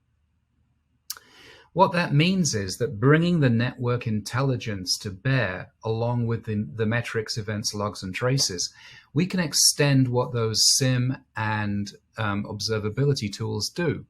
So we can get much more specific around security use cases. For example, we can identify the use of non-standard ports, which many people call port spoofing. We can enable encryption vulnerabilities in certificates for various reasons. And we can identify applications that are running that shouldn't be on the network. Beyond that, we can actually augment the troubleshooting capabilities that a lot of these tools have got. Because beyond saying something is wrong, we can look down to the network level and figure out where is the bottleneck, where's the break, where's the problem that's causing the problem. So what that means is that with these tools, we can populate the dashboards now with suspicious activities. We can identify weak ciphers. We can identify where data exfiltration is going on through DNS tunneling. We can identify suspicious user activity, and we can identify rogue servers that are being communicated with. So a lot of additional value that we bring to bear for any of the tools that you're using. So let's just round things off. A couple more slides, and then we'll be ready for some questions. So in terms of a few proof points, so many of you will have heard of Gigamon. You know we've got a very, very solid reputation. But for those of you hearing the name for the first time, let's just share 3 proof points with you. So one of our big customers in the defense industry is Lockheed Martin. They've used Gigamon for years. They use it across many of their different data centers, and they use it with a tool stack that's north of 20 different types of tools, with many instances of each of those tools. So they initially bought Gigamon to augment their traffic mirroring capability, and it now lets them get full cloud visibility. And as you can see here, they really like the support that we bring to bear as well. One of our major partners, and probably one of your major platform providers, is AWS. And we've worked with them now for 6 or 7 years. And they are very forthright in talking about how Gigamon's deep observability pipeline, which is the name of our product, first time I've mentioned it today, I should probably have done it earlier, but how the deep observability pipeline gives AWS customers into hybrid or pure cloud infrastructure so they can be confident in security, scalability, and performance. And then finally, IDC. You know, like most vendors, we work with all of the major consulting firms. IDC is one that we just happen to have done a major study on of over 200 organizations who are using this type of capability to get to next generation observability. And by all means, contact us and we can get you a copy of that report. So IDC and all of the other firms are very, very pro Gigamon. So a quick wrap up, and then Jess will be ready for questions. So when you think about Gigamon, again, we are not a security tool. We are an enabler of all of your other security tools. And the thing that we do is we provide this packet level visibility into all the data in motion across your infrastructure. And this really complements the cloud native melt data systems that you've got in place already. And this visibility extends into not just north-south, but also east-west traffic traversing the network, down to container communication, and also into encrypted traffic. So that was a quick run through of our capabilities, right around 20 minutes. So Jess, let's break there and let's see what questions we've got. All right. Well, thank you to Martin for that awesome presentation. We absolutely have a ton of great questions coming in, and I want to get to those in just a moment. But first, I want to point out that I have put up a poll question for you all, and we would love to get your feedback on any additional resources that you would like to explore from Gigamon. This feedback is so valuable, so please do take a moment to answer that poll. While everyone's doing that, Martin, thank you again for being back with us today. You're ready to jump into some questions? I am. Okay. All right. So we'll start with this one here. What size of enterprise are you aiming to serve? How small of a customer can you start with? Yeah, it's a good question. Most of our customers tend to be large organizations, but many are small startups as well, particularly in the tech space. I actually sort of looked ahead in some of the questions, Jess, and one of the other questions was around pricing and the models for that. So let me just combine those two. Right. So the pricing model that we have is a volume-based model. So you can actually start pretty small, depending on the terabytes per day that you're actually putting through the Gigamon pipeline, and that will determine pricing. So there really is no deterrent for even small organizations if they have the type of security issues that almost all companies do now. Yeah, that's great. It's no longer sort of a truth that I think we all sort of believed for a while, that it was only the big companies that needed to worry about some of this stuff. And so for sure, yeah, need to be aware. Okay, so on the note of being able to kind of work with any organization, does Gigamon offer customizable analytics? Yeah, one of the things that we've avoided doing is getting into the analytics market. So we basically provide all the raw data that you want. It can be exported in any one of hundreds of different ways, probably, to the analytics tools of your choice. So we provide the data. If you want to think of us as almost a data lake for sort of the data in motion, we sort of fulfill that need, although we do not store data. So all the data that we have is immediately referred on in real time to the tools. But using those tools, you can perform whatever level of analytics you want. Oh, that's great. Yeah, I love that. Customization is always nice. How about this one here? Do you have sample playbooks for automation or SOAR? This is a really big issue, and the answer is yes, we do. There are so many things that you can do with a system like Gigamon and all the tools that link into it. And there are so many unique needs out there that we've produced shortcuts. So particularly when people are trying to use things like our metadata capabilities, again, they're sort of more or less open-ended in what you can do. So we've taken the most common use cases and we've built playbooks around those to help get people off to a fast start using the system. All right, awesome. We're running a little short on time here, but I'm going to sneak in one more question if that's all right with you, Martin. Sure. How does Gigamon deal with personal devices, especially when we're talking about zero trust? Yeah, that's a good question. So zero trust is on everyone's mind. Where you bring personal devices to the network, we do not have the ability to identify the device by putting an agent on it or something else. So what we have to do is we have to understand that device in terms of the traffic that it's generating. And that is absolutely something we can do. So based on the traffic that's being generated, we can get a fairly good idea of what the device is, what security rules need to be applied to it, and get you in compliance with your with your zero trust security best practices. Sure. Awesome. Okay. Well, Martin, it looks like we're running a little low on time, so I think we're going to have to leave it there. I know we didn't get to all the questions, so we will make sure that those get to the Gigamon team. And if Martin, if you have a little time to hang out on live chat today. Okay. And I'll get back to everybody. Yeah. Perfect. That sounds great. Before you take off, though, or before you switch to live chat, if somebody out there does want to get started with Gigamon, they want to jump in right away, what do you recommend as that first step? So if you want to get hands-on with the system, go to the website, gigamon.com, and there you'll find a number of self-drive options. So that's the best way to start. Spin up a cloud instance and start using Gigamon that way. If you want something with some assistance, we have some excellent SEs who are available to help all the time, and they'll be able to do a demo customized around your exact requirements. Fantastic. Okay, I love it. Well, thank you again to Martin for being here to chat with us today. And thanks to everyone who filled out a poll. Now, Martin, you also have provided a really interesting handout for us. So I'm going to recommend that everyone head on over and click on that Gigamon handout. It's the State of Ransomware for 2022 and Beyond, a really fun and informative read. So be sure that you do download that. Martin, thank you again for being here with us today. You're welcome. Thanks, everybody, for listening. All right, and while you guys are all clicking on that poll and downloading that handout, I'm going to go ahead and give away another prize. So let's see, we're going to give away a $300 Amazon gift card. A quick reminder that you do need to be here live and present with us at the Megacast in order to win.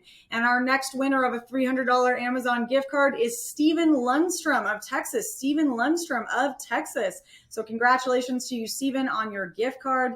And our next winner of an Apple iPhone 14 Plus is Andrew Keefe of Pennsylvania. Andrew Keefe of Pennsylvania. So congratulations to you, Andrew, on your shiny new Apple iPhone 14 Plus. As always, we will be in touch about claiming your prize after we wrap today. Now, don't forget, there are still lots more chances to win.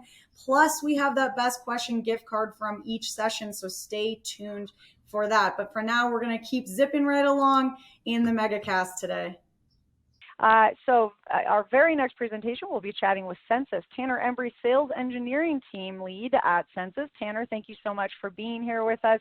I know you have some really great content to cover with us today, and I absolutely cannot wait to hear what's new, what's up at Census. So without any further ado, the platform is all yours. Take it away, Tanner. Perfect. Thanks for having me, Jess. Today, we're going to be talking about external attack surface management for the modern enterprise. I'm with Census. I'm a senior sales engineer here. Census really empowers security teams with the most comprehensive, accurate, and up-to-date map of the internet to defend attack surfaces and hunt for threats. So with digital transformation projects and cloud adoption, they've really increased the scope of the attack surface beyond what traditional security tools can see. And your business is moving faster than ever, and protecting the organization through all of this change has its own unique set of challenges. With those, there's an overwhelming amount of alerts going unread, and there's no clear priority for the most pressing issues. And trying to make sense of all that disparate information really makes it difficult for security leaders to assess and communicate their program's effectiveness and create sound strategies for the future. So that's where Census really comes in, is helping just wrap your arms around what you have exposed to the internet. So do you have questions, do you have answers for these questions? How long will it take for my team to come up with a list of everything we own that's on the internet? How many cloud providers do we use? Do we have a security solution in place that captures the constant changes taking place in the cloud? And most importantly, what exposures can someone outside of my organization see? So the Gartner forecasts for 2022 estimated cloud spending was nearly $500 billion. And with that, we see that cloud exposure is also growing exponentially. So with attack surfaces in Census customers year over year, we actually saw that they grew 1.5 to 2.6x. And you can see in this graphic, as more organizations are just going farther and farther into the cloud, they're also going more broadly across the cloud. So it's not just organizations picking one provider and throwing every asset into there. You have all these assets, however big or however small, being spread across all these different environments. And it's not just the major three. There's a ton of other cloud providers where either business units or marketing or anybody's spinning up assets and putting them into a specific cloud. There's a very high lack of visibility when they do that. So Census's goal is really to help you gather all of those into one dashboard and really help you sift through your cloud exposure. So the current tools don't actually give you the full picture. There's vendor risk management, there's vulnerability management, there's digital risk protection, and there's cloud security posture management. So each of these tools has a specific thing that they're really good at, but there's no like full outside-in approach. So with like vulnerability management, for example, you have to point that at a specific CIDR range or domain, and there's no visibility into shadow IT. Same thing with like CSPM. There's no visibility into the unknown cloud accounts and weaknesses in other critical internet assets like software as a service. And Census, really, since we're taking that outside-in approach, can fill the gaps where these other tools don't give you the full picture. So a little bit about Census. We're the one place to understand everything on the internet. Your cloud is vast and innumerable, and we're the proven leader in attack surface management because we have an underlying data set that is the most up-to-date. And that's going to help you monitor all your assets, find everything that you didn't know about, and bring everything under one umbrella. So who are we? For security pros that protect the organization, we're the best at finding exposures that attackers will exploit. Our founder Zakir invented ZMAP, which was internet-wide scanning, about 1,300 times faster than Nmap. So we got some funding based on that scanning technology, and we came out with attack surface management and census search as our two products. We have 150 plus customers and counting, and we have some notable names in the VC world. So what do? We do multi-perspective scanning for that IPv4 internet space, and that includes daily scanning. We scan 3,500 ports and protocols, automatic protocol detection, and we have the largest certificate database in the world at something like 10.3 or 10.4 billion certs. And using that underlying data on what basically is the source of truth of the internet, we came out with two products, one being attack surface management, which is near real-time attack surface visibility and a low false positive rate, basically your slice of the pie of the internet on what belongs to you, and census search. So if you just want to do like threat hunting and utilize that global data set of that certificate repository or our IPv4 host repository, and you just want to search through both current and historical data sets, census search is the place to do that. So using all of that, how do we claim that we have the best data? Well, Gray Noise actually came out with an article and study about benign scanners, and Census was featured in that study. So they tested how long it takes for each benign scanner to find new nodes. Essentially, if an asset is exposed to the internet, how long is it going to take each of these technologies to find that asset? And Census actually came out on top. So you can see at the top there, Census came out, and we can find new assets faster than all these other scanners. So that's great, but having the most up-to-date data is one piece of the puzzle. The other piece is the most comprehensive data. So how do we fail in comparison to other data sets? So we actually have the most diverse volume as well. So in that same study, they surveyed over 4,500 services during the first week that the sensors came online. And you can see census is just a thick line. So up top, you see that it's ports, 0 to 65K. And all of these other scanners really have a lot of gaps, whereas census is just a thick line of data because we have just multi-perspective scanning, and you can basically trust based off this data set that we have the most up-to-date data and also the most diverse volume of data. So how do you get to utilize that? Using our attack surface management product, we can use that underlying data set to give you the fastest asset discovery to eliminate all those false positives. You get total visibility into cloud to identify any shadow cloud. And you also have the deepest context for every asset that you get to understand ownership, history, configuration. Really just gives you the most up-to-date version of all of the assets that are visible to the internet. So you can on-demand rescan of any host. So if for like a simple example, let's say you have FTP exposed, you go and make a fix, you can actually validate from the outside in that fix is being seen from the outside.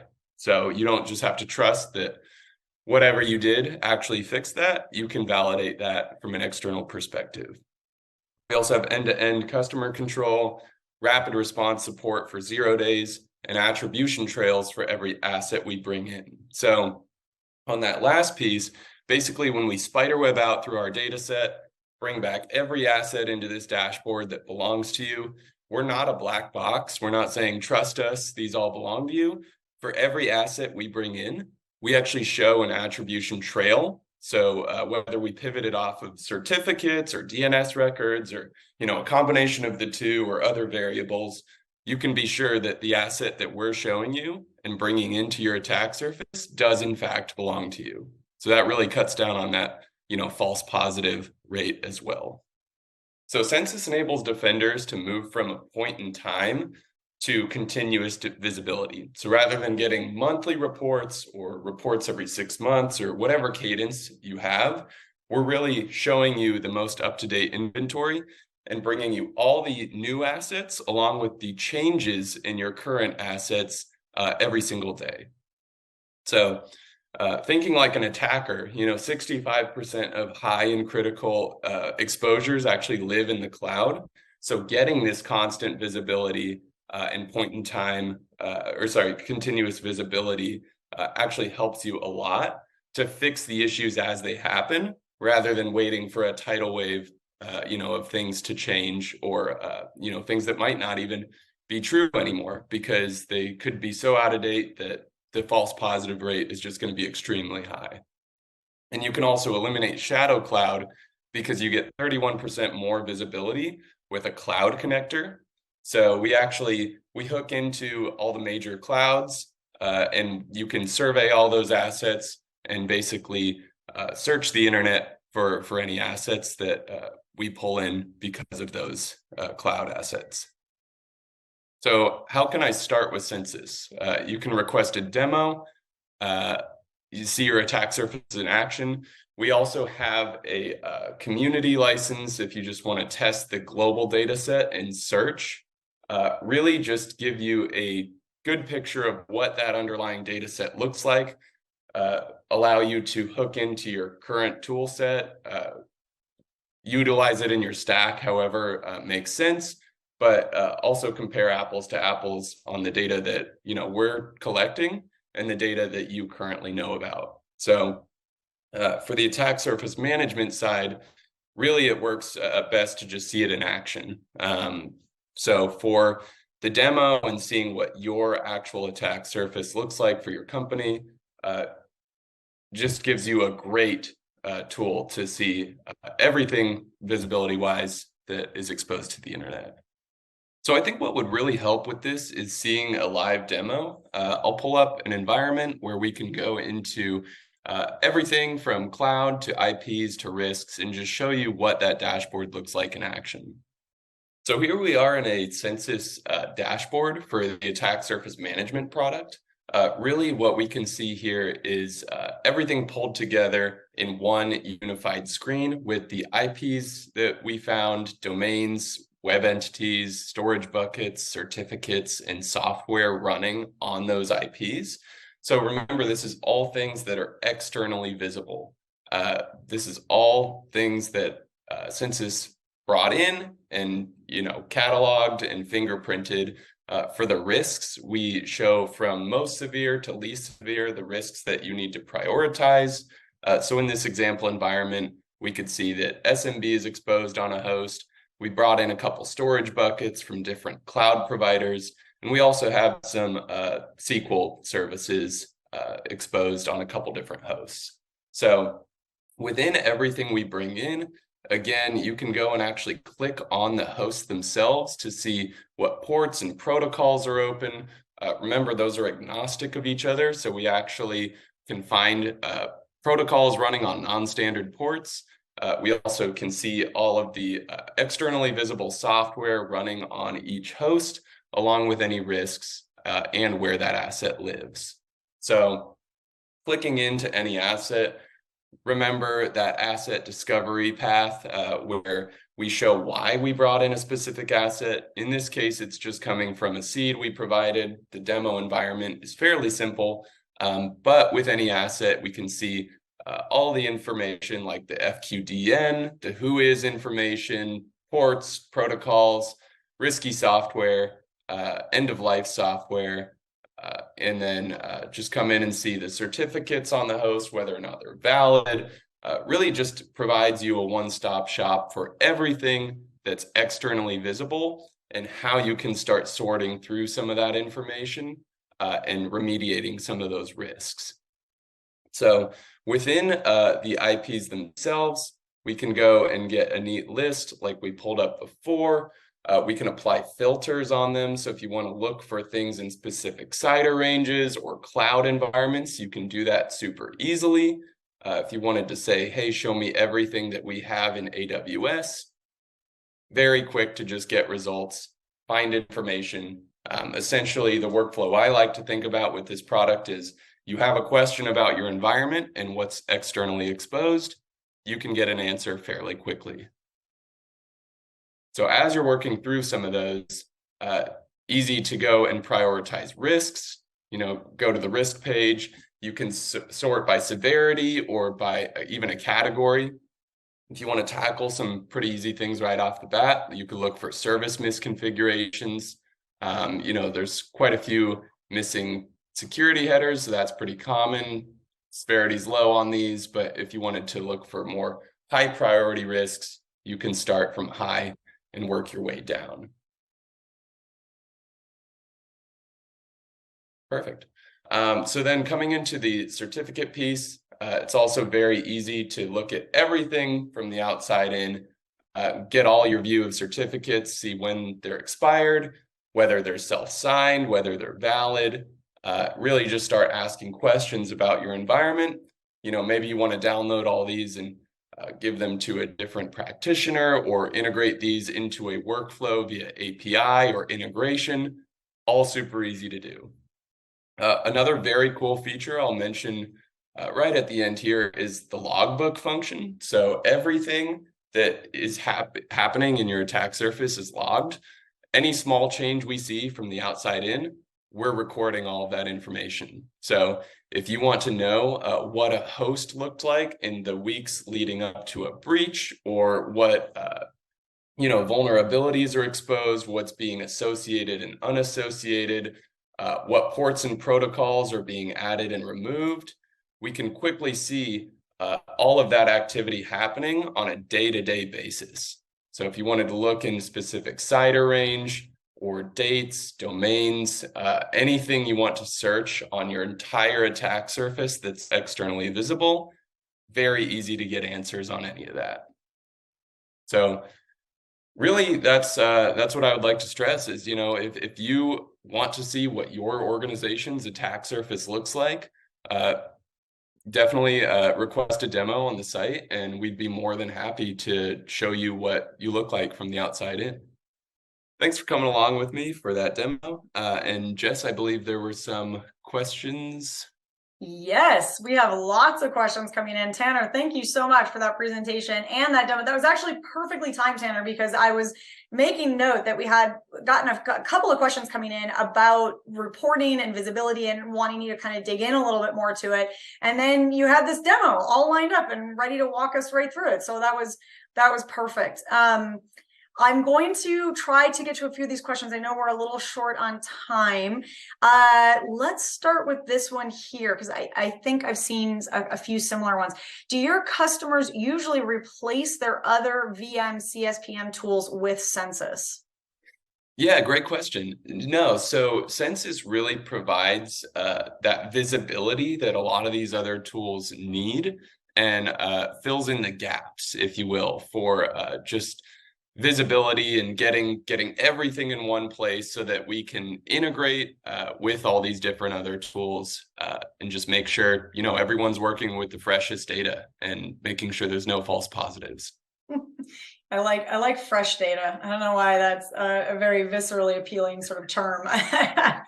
Everyone likes fresh data. All right, I'm going to take this one here from Kim, and this is a cool question. What does Census do to help with 0 days? Yeah, great question. I mentioned that briefly in one of the slides, but for 0 days, we really dig into our data set and we figure out how we can fingerprint some of those risks that are being, talked about even before they're officially released. Like a lot of the time, 0 days can start on something like Twitter, and we have rapid response engineers actually working with our data set to see what specific variables and what pieces of information they can dig out of that to craft a risk type around that so that we can release that risk type to all of our customers and make sure that you don't have to spend all the cycles trying to figure out how to find that risk. You just have to subscribe to the Census ASM platform and you'll get that risk released to you. Perfect. Okay, and we are running a bit short on time, but I'm going to sneak in this question because I'm glad somebody asked it. I love when it comes up, and you did sort of touch already, so I'm going to ask you to rinse and repeat a bit on some of the things that you think that are really exciting about Census. But what do you think really makes Census stand out? What is sort of the key unique that you would want everyone out there today to know?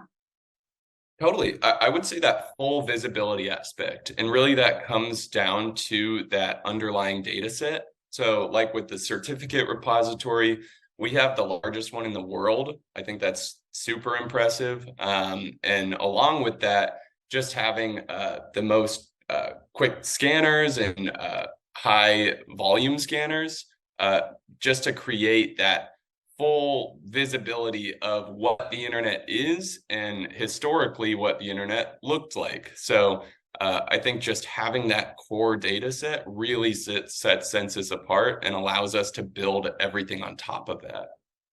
And yeah, that's a really, really exciting set of features. So thank you very much for sharing those with us. And before you leave us, Tanner, for anyone out there who just got all lit up listening to you list those uniques and wants to learn more, wants to get started with Census, what do you recommend as that first step to getting going?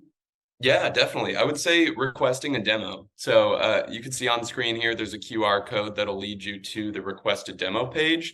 And that'll put you in touch with our sales team where we can really work with you to just help you see what that visibility looks like and how that can incorporate into your other security tools that you know and love today. That's great. All right. Well, Tanner, again, thank you so much for being here with us. It has been so much fun chatting with you. The presentation was so interesting. I love that demo. And I know our audience always loves to kind of see tools in action. So that was a really neat dive into your solution. And it's been just a ton of fun chatting with you. I hope we get to do it again soon. Absolutely. Yeah, it was a pleasure. Thank you for having me, Jess. All right, and you can see that I've got that poll up for you all, and what we'd like to know is what additional information you would like to get about the Census solution. So obviously we just got some really great information, a brief demo, which was so cool, and kind of digging into Census a little bit, but there's a lot more to cover, and depending on where you are and what kind of information you need, you might be more interested in that follow-up demo, you might be more interested in reading a little bit next, or maybe bringing that to somebody else on your team to read, and then making that next step decision. So whatever you're really in the mood for, whatever you need, I don't know why I made that an emotional thing, wherever you're at emotionally in this journey, click on the poll and Census will get you exactly the information that you need. So this is a really great way to make your life easy. Just click on the poll there. While you're doing that, I'm also going to recommend that you head on over to the Handouts tab. You can find a really nice little brief 2-page handout, sums up exactly what Census means when they talk about total visibility and attack surface management, and how you can use the Census solution to get that holistic view that we were just talking about, that holistic view of your internet exposure and of those most critical risks. So people are always asking in these webinars, how do I get started? What's my first step? Where, what do I put first on the priority list? Well, certainly understanding what your biggest risk is going to help you make that decision. So go ahead and click on that, that Census link there and grab that handout. It's a great place to kind of dig in and start exploring. All right, so while you're doing that, I am going to get busy giving away another prize. So we have a $300 Amazon gift card lined up for you all. Now, I'll remind you again that you do need to be here live and present with us at the Megacast. Our very next winner of a $300 Amazon gift card is Justin Kobus of Wisconsin. Justin Kobus of Wisconsin, you have won a $300 Amazon gift card. Congratulations. As always, we will be in touch about claiming your prize after we wrap. Now, don't forget, there's still a few more chances to win today. Plus, we have that best question card, and we're looking at those questions asked at the end of each session. Now, I know those Q&A sessions are quick, so remember that if we do not get to your question in a live Q&A, you are still entered to win. All right, well, speaking of winners, aren't we all winners here today? A little bit? Well, I think we're all going to be winners in this next session because we have two incredible speakers lined up for us. Dave Higgins, Director Field Technology Office at CyberArk, and Mike Bykat, Solution Strategy Architect, Cloud Strategy, also at CyberArk. David and Mike, thank you both so much for being here with us today. Now, I know you've got a lot to cover. We want to leave some time for questions at the end. So, David, I am going to hand the mic right on over to you. Take it away, David. Thank you, Jess. And yeah, welcome everybody to our discussion about developing a comprehensive PAM strategy. So I'm going to dive into this topic first, which is just a reset, like why we're all talking about privileged access management, why it's important. And this will also kind of give us a jumping point, a launch point for this discussion.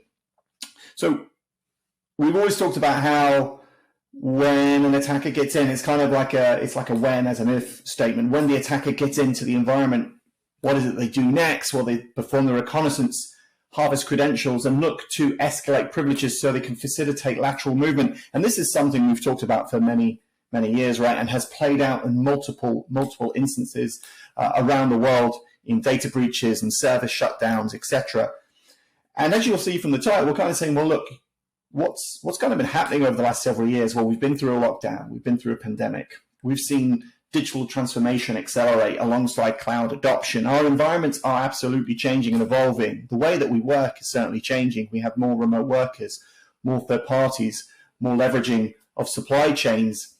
But what we're still seeing is that attack path doesn't change. Right? When those threat actors get into the environment, and as I say, it's not an if, but a when they get into the environment, they're going to look for the keys to the kingdom, look for those administrative access rights, which could be through domain admin, cloud admin, could be even access keys that they're looking to leverage that's going to allow them to perform that lateral movement and ultimately execute on their objective. And what it's really brought to the whole privileged access management discussion is, well, look, as mentioned, the environment's changed. The working environment's changed. The platforms that we use, the resources that we consume are continually changing. And it's obviously started to trigger that conversation around zero trust. You're hearing it from US Federal, you're hearing it from the EU and many other areas of the world advocating the zero trust mindset or framework for securing environments because of obviously what's kind of evolved within the IT environment. And this has started to put some focus on how we deliver access for individuals to do their jobs rather than perhaps assigning persistent permissions, look to actually align things more in line with the principle of least privilege. And that isn't just to say, well, make sure that David is only able to do things within the remit of David's role, but actually also grant privileges just when it's actually needed, just for the duration of a session or a period of activity, and revoke it afterwards. So this has really started a lot of discussion here. And this is obviously part of what we're going to be talking about today, looking at that comprehensive privileged access management, is that we need to bring multiple controls together to help secure what is an evolving environment, but still a common attack path that we saw before.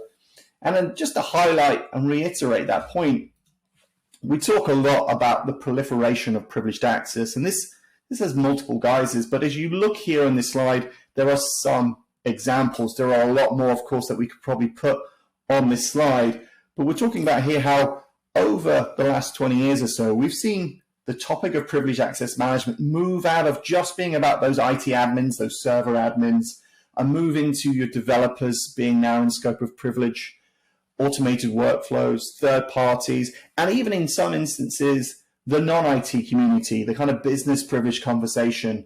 And each of these environments that you see in the clouds and the hybrid environments above, and also the devices and assets below, all have within them administrative privileged access that, of course, needs to be given to individuals so they can keep the lights on, they can keep those systems running, they can patch and maintain and update, but also we need to make sure they're protected. Because as we saw in the previous slide, it's this kind of access, right, that attackers are going for. And as we now consume cloud-based environments, as we build automation pipelines, it's facilitating that digital transformation. It's making our organizations more agile.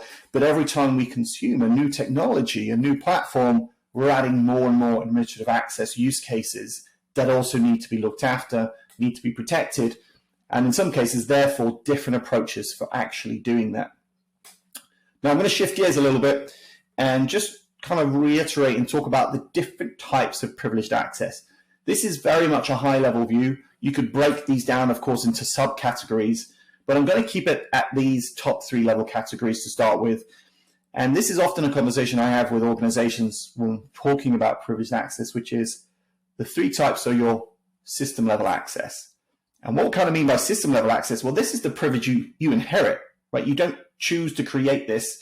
It is just something there as a consequence of a platform, middleware, etc., that's been deployed, right? Simple example, you install a Windows server, well, there's the local administrator account on it. Deploy a Linux box, there's the root level account. Simple examples, but great examples of system level access. They're not accounts we create or provision or define its entitlements. They're preset by that target asset. Now, in the middle category, this is probably where the higher volume, the heavy usage of access really takes place, the operational access. This is actually where we create privilege for our teams to do certain roles, whether that's creating secondary accounts, pooled accounts, or elevating users their own personal accounts. This is the access that happens day to day that allows them to execute on their role.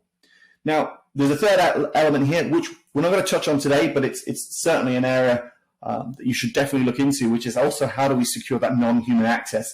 But for today's conversation, we're going to focus really on the interactive access that happens in your environment.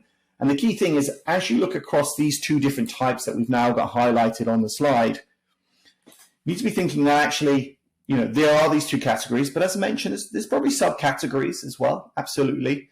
And you need to be thinking as well that within them, there are varying levels of risk, right, associated to the access, because system level accounts are going to give you full admin rights, but then we have to marry that with the criticality of the resource that it's associated to, right? If it's it's a critical service that you deliver to your customers, that admin account naturally fits into a high risk discussion. Whereas if it's the local administrator account for a storage device that got non-sensitive data on it, well, that's arguably not that high risk.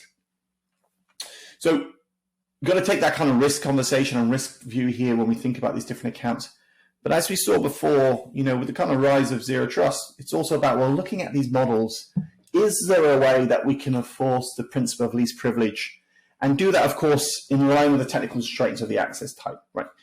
Say the root level account, we can't necessarily revoke it or modify it as it is, but if users need root level permissions, well, we don't need to allow them to SU to root or connect as root. Are there different ways that we can ensure that they just get the access they need for the duration of time that they need? And so thinking about those controls brings me onto kind of modified view of that slide, which is the one you see here, which is, look, for system level access, as mentioned, it's pre-built. It's something we inherit. So they are ideal candidates to secure in the way that you probably know with privileged access management. Take the credential, take the key, secure it in a vault, ensure that it's rotated and changed on a regular basis. It creates a control point for access. So if anyone needs that system level access, well, they have to come to your PAM solution, go through authentication, workflow approvals, and then we can monitor and record what they do through technology like privileged session management. And then, of course, tie that with the capability to identify high-risk activity, because we don't want to just record session activity and have no process for reviews. But really what we want to kind of call out here is, that model works very well for system-level access, and you can actually drag those controls into the operational side of things. But with our environments changing and with more focus of course, on this never trust, always verify mindset, driving towards a least privilege position, a position of zero standing privileges, it means we can also start looking at doing operational access in a different way. And Mike, this is a great point to kind of bring you in and hand over the reins, just to get you to share your views and what you're hearing out when you're talking to organizations about securing privileged access, both for their on-prem, but also the hybrid and cloud-based environments.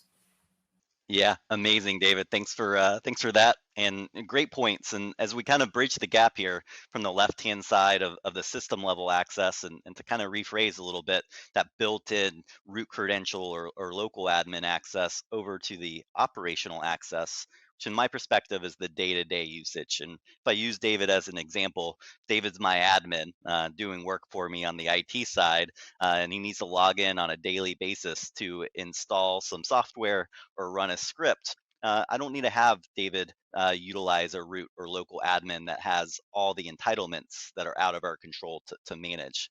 What if I could give David just-in-time access with his identity and get the right level entitlements just to install the script or to install that software without any additional access that removes the risk of any accidents happening from David's perspective, but also any risk that might come in play if David's credentials get in the hands of somebody who has something more malicious in mind. So it can be very, very powerful from that perspective, and allows us to also build in some detection and response to different types of attacks. So let's go ahead and dig in a little bit deeper here, Dave. So if you'll hit next for me. That's right, my administrator. See, exactly. Appreciate that.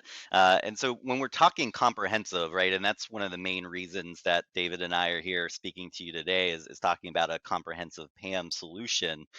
We need to take a step deeper for a moment and talk about what makes an overall PAM strategy beyond just the access side, right? We are talking the system access and the operational access. We're gonna get back to that in a moment, but we also need to think about what makes a comprehensive solution. We need to think about things like securing the access for all identities, and that becomes a conversation on secure single sign-on, making sure there's MFA on top of that access, right? So what systems I need to get to with permissions is part of it, but how do we authenticate and authorize the user when they need to get to that system? We can also take that a step further and okay, we're providing the access on a day-to-day basis to the users and to the teams that need it, but how do we then put intelligent controls around that?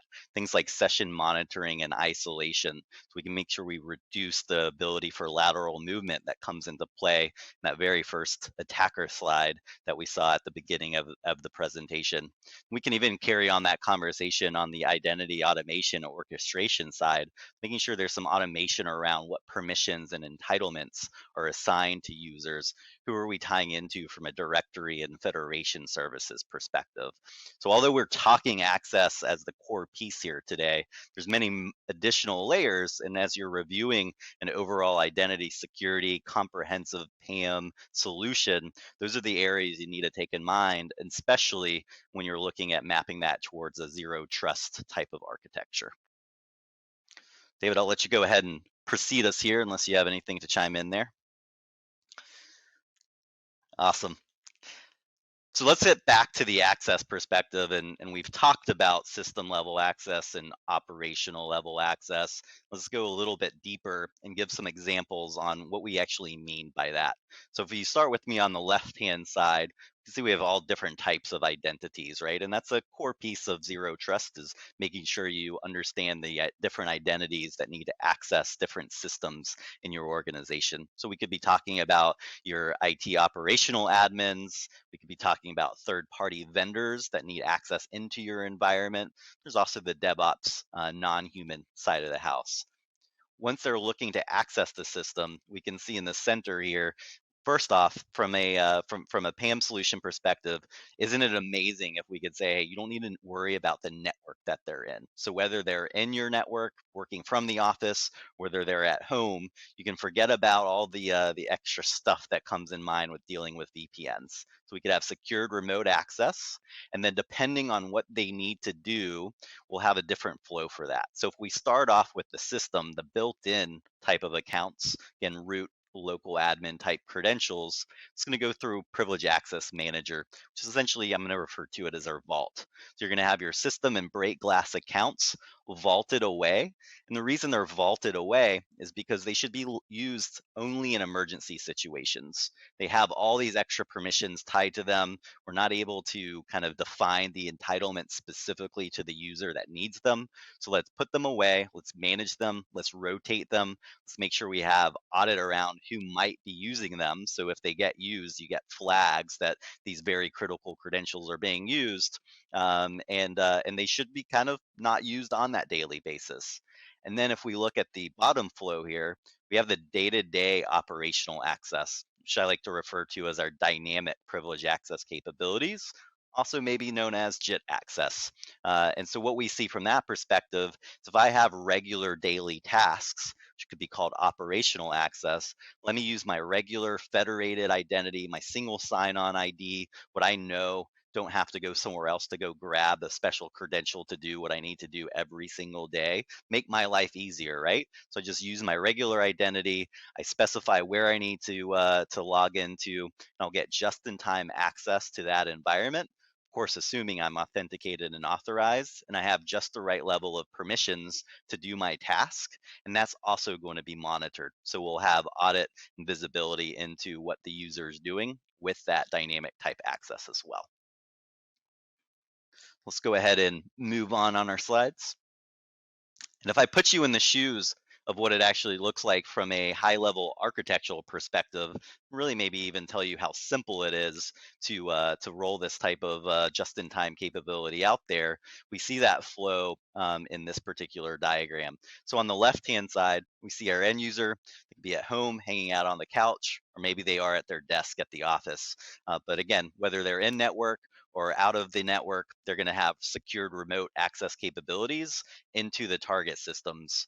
In the center of our slide here, we can see the SaaS solution, our dynamic privilege access capability that the end user is going to authenticate in, and it's going to then authorize that our end user, again, we'll say it's David, is allowed to access the system that he's requesting to connect to. Once he's been authorized, we'll facilitate that connection through a secure outbound reverse tunnel, which we see facilitated here through our DPA connector. We'll connect David into the Linux or Windows machine. That could be on-prem systems. It could be systems in the cloud. So we're looking at that hybrid approach here and controlling all different types of environments and securing those environments as well. Some key notes that we see on these target systems on the far right-hand side, the Linux and Windows machines, so we're not requiring any agents that need to be installed on these machines.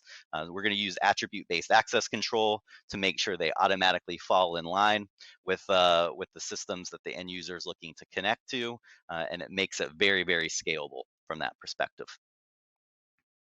We're ready to move on here.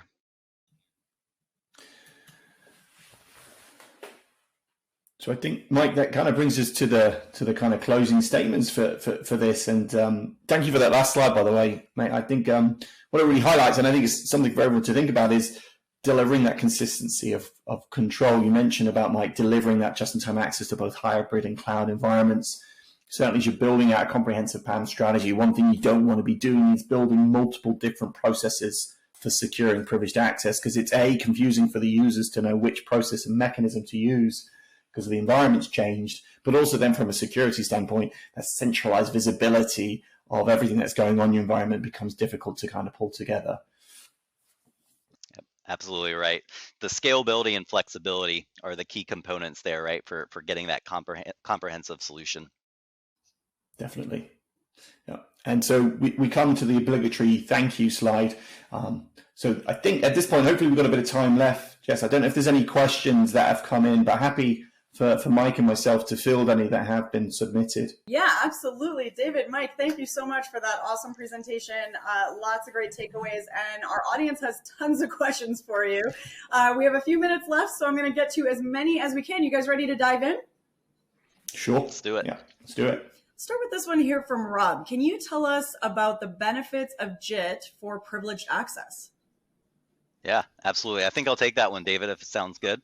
So yeah, go for it. Yeah, there's a lot of great benefits, and look, this is going to be a comprehensive solution we're talking about. So there's going to be benefits from the PAM side of the house, but when we start talking about just-in-time specifically, it's really the ability to scale and provide the just-in-time kind of easy workflow access for the end users.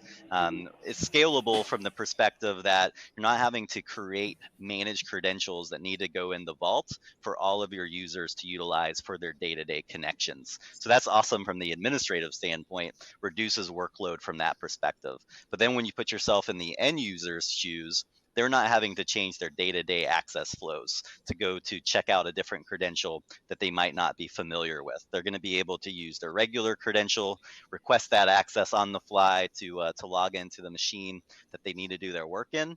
And then we get the additional security benefit in that perspective as well. They're going to have just the right level of entitlements and permissions assigned to their identity, so they can't do anything that they shouldn't be able to do, and it's going to limit any attacker capability if those credentials got into the wrong hands. Awesome. All right. I'm really glad somebody asked this next question. I love it because it means that I'm going to ask you guys to break out your crystal balls and think a little bit above. But Imran here is wondering, how do you see PAM evolving in the near future? Oh, well, yeah. So Mike, maybe I'll take this one. It is a good question, right? So I think it really ties to two things that we have talked about a lot together today. So one of them we've talked a lot about, and the other we touched on a little bit. So the first aspect I feel that's going to evolve with privileged access is a continual drive to reduce down the amount of standing access that we have. If you think historically with privileged access management, what we did is we secured an existing account model, an existing access model, right? Regardless if that gave users too many permissions or gave them too much access rights to targets, and maybe there wasn't a strong JML around those entitlements. Essentially what we did with PAM was we took over the control of the credentials and then essentially decided who can use them and when, and monitored what they do. As you've seen from today, we're starting to move to a position where we'll actually say, well, let's drive down the amount of standing access rights we have for two reasons, as Mike touched upon. One, to reduce the attack surface. The less privileges in the environment, the better, but also the environments that we're deploying in, the environments that we're supporting in are becoming more automated. So actually having a more dynamic way of delivering access is really going to be aligned to the way that organizations are moving in terms of the way they build their IT infrastructure. And the second element there, so we kind of touched on a little bit, but we haven't talked about that much in this session, is the automation side of things. I think we're going to see a lot more privilege given over to non-humans as organizations continue to build out their CI/CD pipelines and automate the way they deploy applications and services to their customer base. Awesome. Okay, well, we're getting pretty close to the end of time, but I'm going to sneak in another question because I'm having so much fun with you guys. And this one I think is great. So this is a question from Diana here, and I'm glad that she asked this because, I think a lot of times what we hear from people is, such great information, so many, awesome ideas. But, if we have to, where do we start, right? What's our first step? And so the question that Diana has for you is, what is the most important thing or things to do when implementing a PAM program? Gotcha. So Mike, maybe I'll dive in there again because one, I owe everyone an apology. I was gonna pull up some QR codes for you to get access to some material, which really ties to this question. So thank you for asking it because it kind of reminded me to do this. So two things to call out here. Firstly, to get a view of some of the stuff Mike and myself have been talking about, you can see the left-hand QR code to get a bit of a demo and see that in action. But also really kind of tying to the question just asked, the ebook on the right-hand side is going to give you some, reasons why you should prioritize a privileged access management program. And then if I answer the question very directly as well, in terms of how to get started, it ties to a little bit what we were talking about in the early part of the session, which is a risk-based approach. You're going to look across that environment. Remember the proliferation of privileged access slide, so many environments, so many different types of systems. And if we say secure privileged access to all of them, well, that's quite a large undertaking. So where to start, exactly to your question, it's a risk-based approach, right? Look at those systems and look at the types of accounts you have for accessing them and really start to categorize them, right? What are your high-risk systems? What are those types of accounts that have far-reaching privileges? That's where you want to start, right? You want to start on the most likely accounts to be targeted by a would-be attacker and those that pose the biggest danger to yourselves from an impact perspective if they are compromised. And really that's what you want to do is start to kind of break the accounts out into that kind of categorization. Risk of likelihood of targeting and impact of compromise, but also marry that with technical complexity, right? How technically complex is it going to be able to secure that use case? And that helps build that roadmap, right, of what do we do first? Where do we start with that process? The ebook has some great advice as well on that as well, so definitely recommend you to scan that QR code and get access to it, because it will take you a little bit further on the journey that I just started there in the answer, because I'm conscious that we are getting close to the hour, right, Jess? Well, and I'm so glad that you mentioned that ebook there, David, because I think as you were speaking, I was thinking, yeah, of course, you want to start with the it's like triage, right? You start with the biggest injury, you start with the biggest risk, and that makes so much sense. And then part of my brain was going, but how, David? How do you? and I think that we'd love to believe that everybody out there knows exactly which accounts are the highest risk, and maybe some of you out there do, but maybe some of you are thinking, and so it's great that there's this guide that's been provided, or at least some help. And I'm sure if you reach out to CyberArk, you can get some additional help, which brings me to my last question. David, Mike, if somebody does want to reach out, they do want to connect with CyberArk and learn a little bit more, what do you recommend as their first step? What do they do to get started? Yeah, I'll take that one. Save you some talking here, David. It's on the left-hand side. Scan the QR code. Don't be shy. We'll schedule a demo with you and your team. Walk you through the capabilities and answer any questions that weren't answered here today. And I think that's the best way to get started. Is talk to the CyberArk team, and we'll hold your hand and get the conversation going and make sure we hit all the right marks for you. Perfect. Who doesn't want to start by holding hands with David and Mike? That's the best way to get rolling. Thank you guys again so much for being here, for that wonderful presentation, for some incredible resources, for sticking around to answer some questions from our audience. It has been so much fun chatting with you both. Thank you. Thanks for having us, Jess. Okay. Speaking of fun, I'm posting a deep philosophical question for you all that came in from Tom, wondering if we will count pizza as pies here on Pi Day. So you all get to chime in. Do pizzas count as pie as we celebrate Pi Day today? Good question, Tom. Okay. Well, I really enjoyed that chat with the CyberArk crew. I hope you did as well. I saw some great questions coming in. I know we didn't get to all of them, so I'll just remind you all that we do make sure that they get to the teams after we wrap. So you will get some responses back from them over email as well, if not in live chat today. Wow, I simultaneously got answers literally that says no, yes, no, and definitely. All came in at the same time. So we have very mixed responses for your question there, Tom. Interesting. Okay, we've struck a nerve. This is the new is hot dog a sandwich? So this is good. Okay, well, I've put up a poll for you all, so you can take a quick minute to answer that poll. Let CyberArk know what additional information you would like to get about their solution. Again, we just got some great info, and there's lots more to learn, so be sure that you click on that poll. And while you are all debating the great pizza as pie debate of 2023, I will also recommend that you take a minute to click on the CyberArk link, grab the ebook, 5 Reasons to Prioritize Privilege Access Management. Really interesting information, easy to follow, and gives you some great kind of takeaways to follow up on our conversation that we just went through. So be sure that you've got that downloaded before we wrap today. Now, I'm also going to give away a prize. Let's go ahead and do 2 prizes. So we'll do a $300 Amazon gift card, and we'll do an iPhone 14 Plus. Now, I'll remind you again that you do need to be here live and present at the Megacast, participating in our debates, discussions, and deep thoughts like, is pizza pie? And cybersecurity. Yeah, a little side of cybersecurity there too. All right, so $300 Amazon gift card going to Andrew Whitmore, South Carolina. Andrew Whitmore of South Carolina. And an iPhone 14 Plus going to Gary Ellison of North Carolina. Gary Ellison of North Carolina. Ooh, a little South-North rivalry there.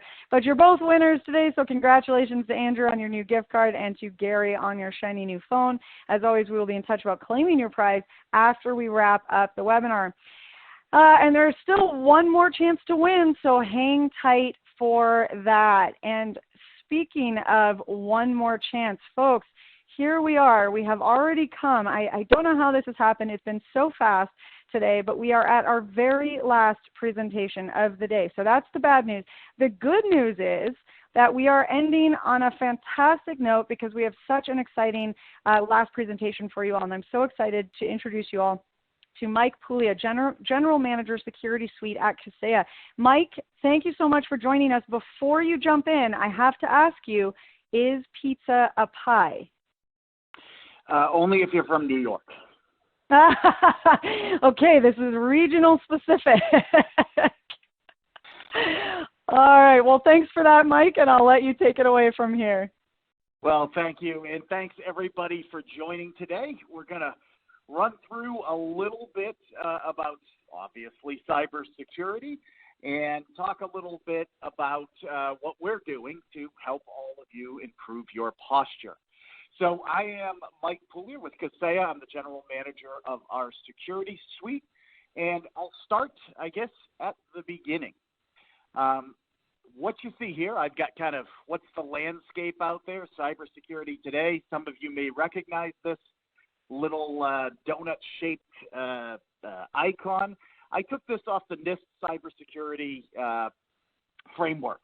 It doesn't matter if you're using the NIST framework or another framework or no framework. I thought it was really clear on a way to look at security. There's 5 things you got to do, 5 buckets if you think about it. Identify what's out there, then protect it. Since nothing's 100%, I have to detect and respond for things that get through. And last but not least, should the worst case scenario happen, I need to be able to recover and get back to normal course of business. So where we are today, we have a lot of things going on, but probably 85%, I've seen numbers 75%, 90% of security investment, the spend goes into the protection bucket. That's your antivirus, anti-malware, IDS, firewalls, everything to stop bad stuff from happening. And there's nothing particularly wrong with that. I wouldn't advise you not to protect your assets. But we tend to focus on one thing. And we all know as practitioners, the reality is there is no silver bullet. There's no 100%. So I need to be able to catch what comes through. And so that's the detection and response. And on average, I've seen a lot of different studies. On average, it's about 146 days from the time of a compromise to the time an organization detects it. Usually it's detected when it goes boom. You hear the stories about ransomware and other things, but after the forensics goes in, normally it's 30, 60, 90, 190, a year that they were in there. The longer somebody's in your house, the worse the compromise becomes when you find out about it. And then lastly, we want to recover from that. And on average, it's about 61 days, recovering from backups and all of that. And then you play whack-a-mole for a while because they got their hooks, throughout the organization, and you're trying to find areas that you didn't know were compromised. So today, that's where we live. And, the reality is there isn't a silver bullet that stops everything. Otherwise, we'd all be using one, product from one vendor, and there would be no breaches.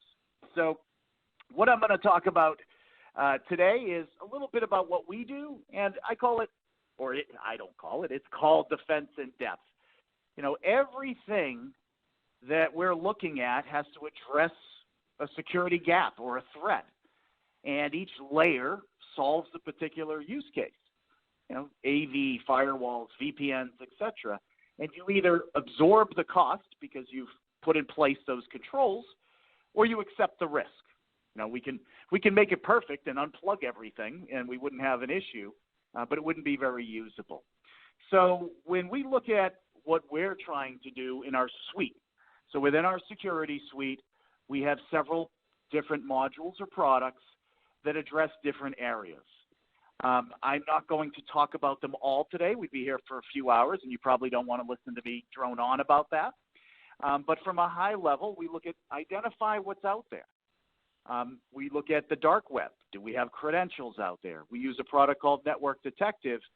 Do we have to do assessments on the organization? What users do we have? What computers? What rights? What privileges? Then we want to protect those assets. And we do things with our Graphis product protects email systems. Bullfish is around protecting human beings by training them. VulScan, interesting name, is for vulnerability scanning. What's out there that's known to be vulnerable? Then we want to see if something does get through, how do we detect and respond? We have an EDR product, an endpoint detection and response. And we have a managed SOC or an MDR product to watch for those compromises and take action should we see someone get through. And then I have in my little dotted line backup and disaster recovery and backing up SaaS applications, because it's not really part of our security suite, but today backup is probably the first dollar of security spend out there. You've got to be able to recover should, you know, the ultimate thing occur. So as I said, I'll walk through a few of these just to give you a flavor of it. If anybody wants a demo or trial or price quote at the end, we'll have a link for that. But just starting on the identify, and one of the more interesting solutions out there, we call it Dark Web ID. And the idea behind it is when people get credentials stolen, they get traded and sold on the dark web. The dark web isn't as scary as it sounds. It's actually very professional. It looks like Amazon in different places where people can be rated and they buy things.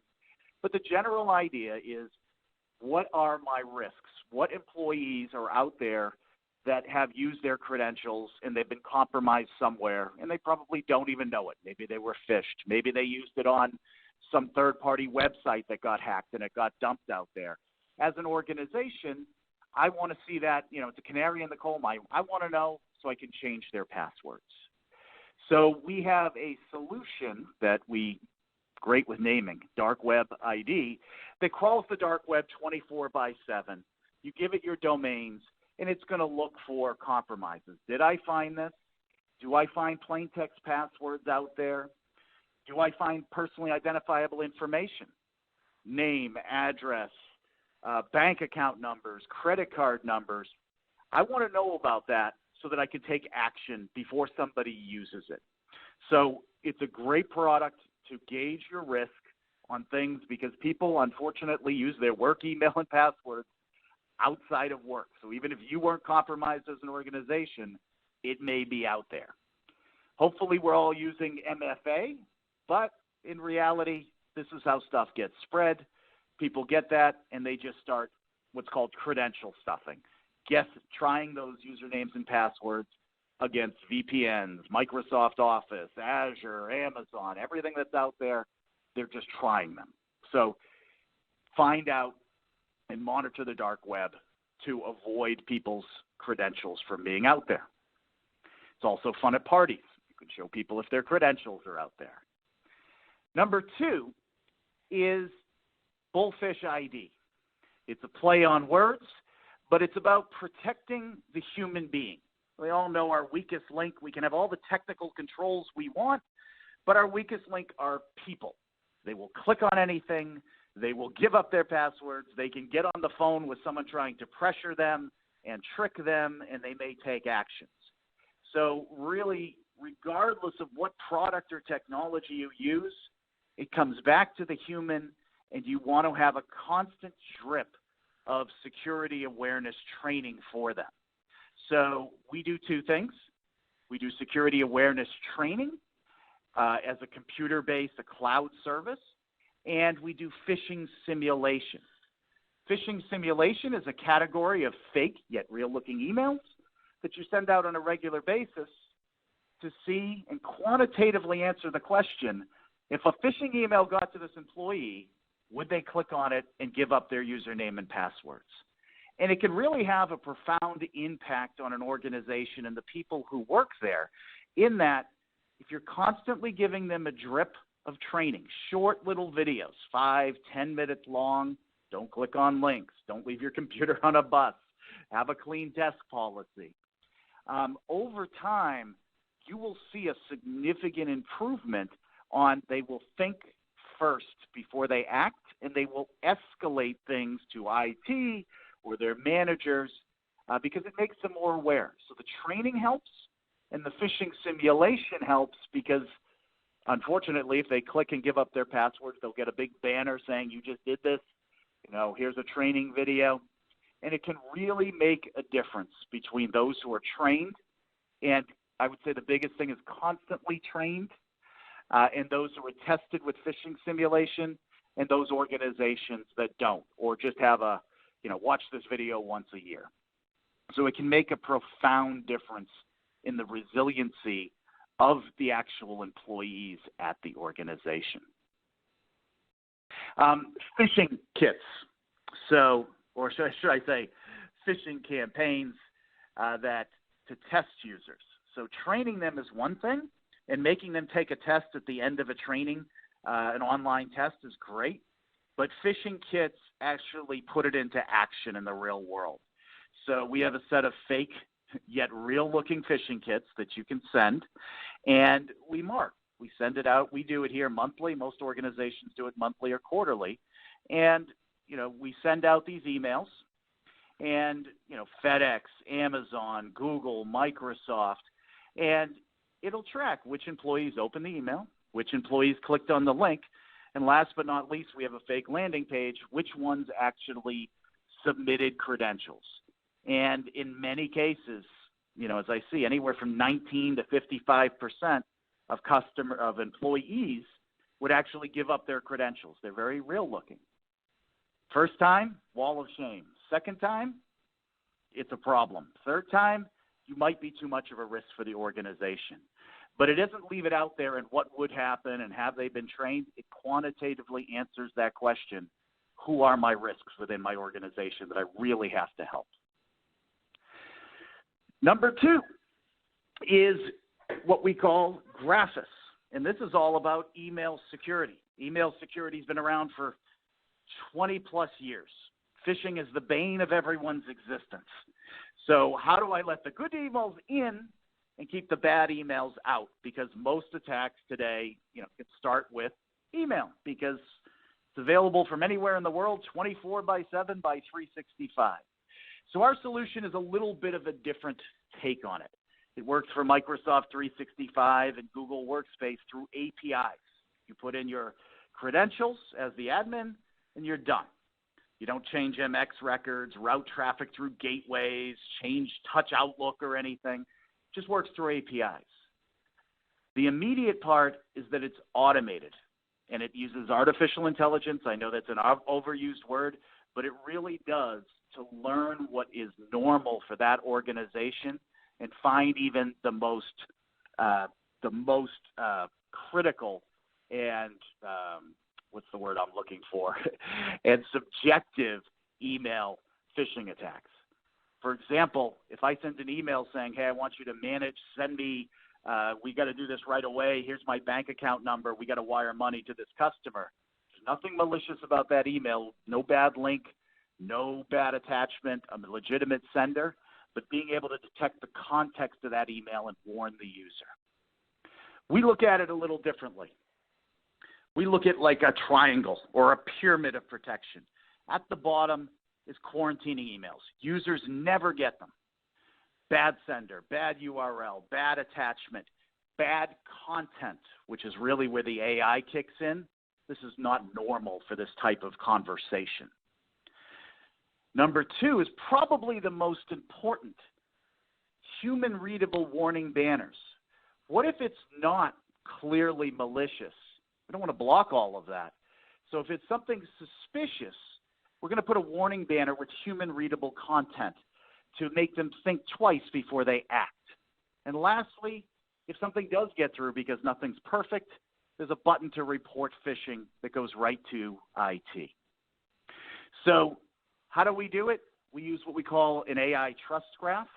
It looks at the relationships of all your past emails coming in and out of the organization and determines what's normal content. Beyond, we do all the basics, bad link, bad sender, bad attachment, but really looking at the context so it can block things before it ever gets there. And number two is warning banners, but they have to be intelligent, human warning banners. So it's not something that's bad, but we got to warn someone. This is a great example. I had it the other day. I forwarded an email from my Gmail account to somebody at the company, and it looked at it and said, hey, Mike doesn't normally, this user Mike is normally coming from this address. It's coming from a Gmail address with the same name. You may want to be careful. Click here if you think it's phishing. So it's empowering your users to become their best defense. And lastly is being able to report suspicious emails. It's not malicious. It didn't get caught by the API. You have a way to route that email so you can look at it very quickly, get an alert, use the tools to automatically quarantine it from the inboxes, analyze the threat, and lock it down. So it's being able to take these, one of the worst and most common types of attacks, because it's out there all day long, automate it through AI, use your employees with banners for things that don't raise to that level, but really make a difference if they're going to click things based on the context of the email, and then give you some tools to be able to analyze things and clean up very quickly if you want to wipe something out of your inboxes. And last but not least, I wanted to touch on the last element, detection and response. So we've monitored the dark web. We have protected your email. We're training users and testing them.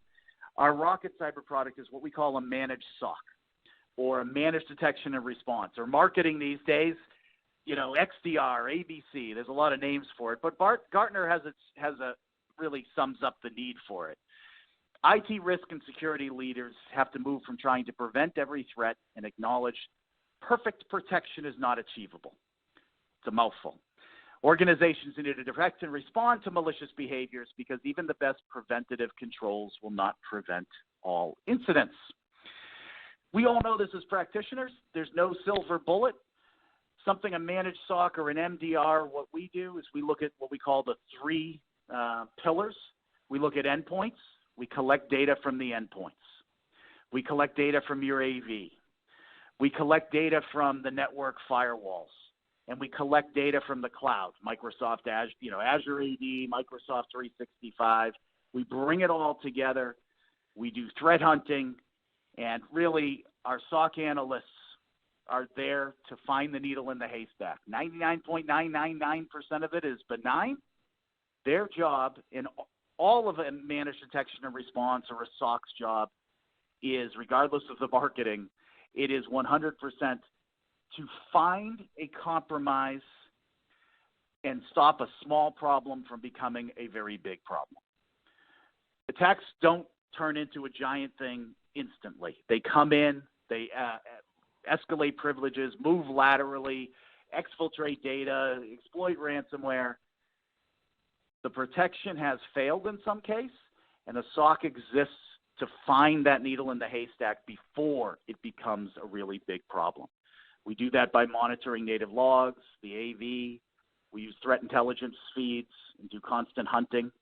And we find those things, even if it's the middle of the night, and then work with you to remediate it before it spreads laterally or becomes a big problem. So I know I talked right up until the end, and I think that brings us to the end for some quick questions. But I did want to say we have a special 3 months free or 25% off any of the cybersecurity products in our cyber suite for these people on this call. If you want to get a demo or a trial or anything like that, we can do that as well. And I think we have a couple of minutes for questions as well. We absolutely do. Thank you so much for that really interesting presentation. A lot of things kind of jumping out at me. One is that I definitely don't want to have a party conversation with you about my credentials. That's well, so much of what we do doesn't transpose to the real world, and it's the dark web is something that's interesting. Hey, what's your email? And it is a really visceral reaction. Oh, I bet. I'm sort of not tempted to try that myself. So there's a fun party game for everyone out there in the audience. Well, and thank you very much for this incredible offer. That is really exciting. I'm going to move the slide forward ahead just to our poll here, because we'd like to get some idea of what additional information you would all like to get about the Kaseya solution. So we obviously just got a lot of great information, and there's so much more to cover. And this is a way to make your life a little bit easier. As I always say, your future self is going to thank you for just clicking on this poll right now, because then the Kaseya team can follow up and hand you everything that you need to get that further information. And you don't have to do anything. You just sit back and let the info come right into you. So click on that poll now. While you guys are doing that, Mike and I are going to dig into some questions. Mike, you ready to do some audience Q&A here? Absolutely. Awesome. Okay, I want to start with this one coming in from Juliet. She's wondering, kind of digging into how fast things are moving right now and the importance of continuous threat training to reduce that human error. So, and she makes the note, I'm not sure why we turn off our brains when reading emails, and that's very true, Juliet. I think we all tend to autopilot.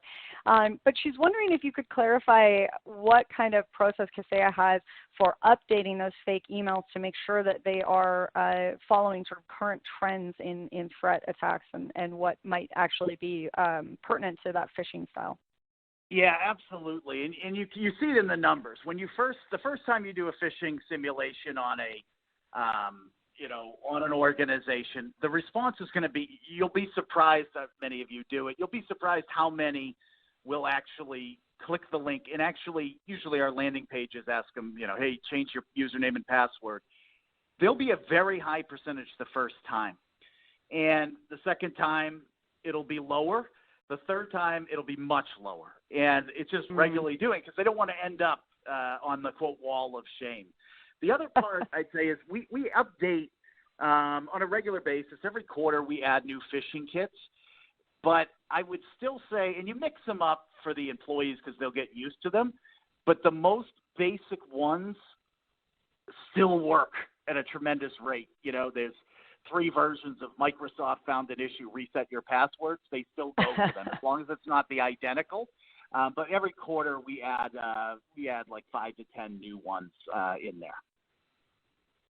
So and yeah, that's an interesting one, that you don't actually have to go fancy in order to actually trick people. And I heard something once that sometimes somebody was saying, why would there be spelling errors in an email?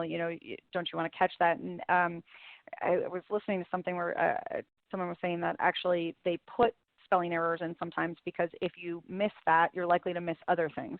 So it weeds out people who are going to be sort of applying that critical thinking as they're going through the email. And if you're not paying attention to the fact that there's obvious spelling errors, you're that much more likely to just click on the link. It's one of the things we do. Some of them are less than ideal or less than perfect. I usually start with those in the first batch, because then you're going to catch people that it's not even close. It's like Amazon-y, they still click it. And then you can, because now with the technology, you can get, almost perfect matches, and they really have to pay attention. But, my idea is start with something that isn't perfect. We allow you to tweak the email that goes out. So you might want to put your own, change the text a little bit at any time to make it, more like your organization or something. But I start with something that catches that is a little more obvious to people, and you'll catch kind of the people that really need help.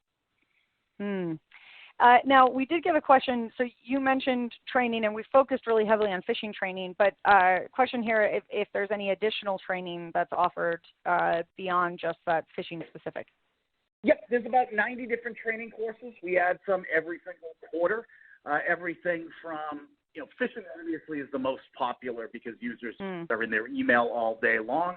But we have everything from clean desk policy, protecting yourself during, COVID, around cybersecurity threats, cryptocurrencies, crypto miners, physical security.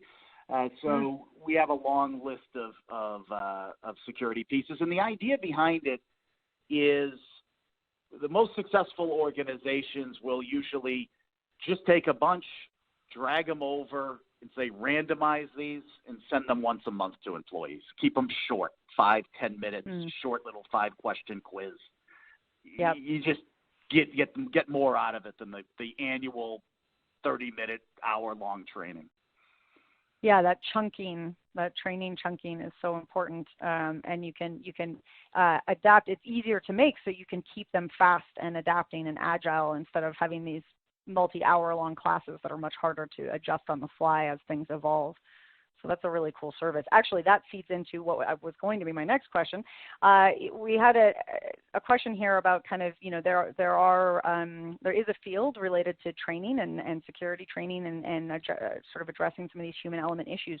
So in that field, what makes Kaseya stand out? What makes you guys unique?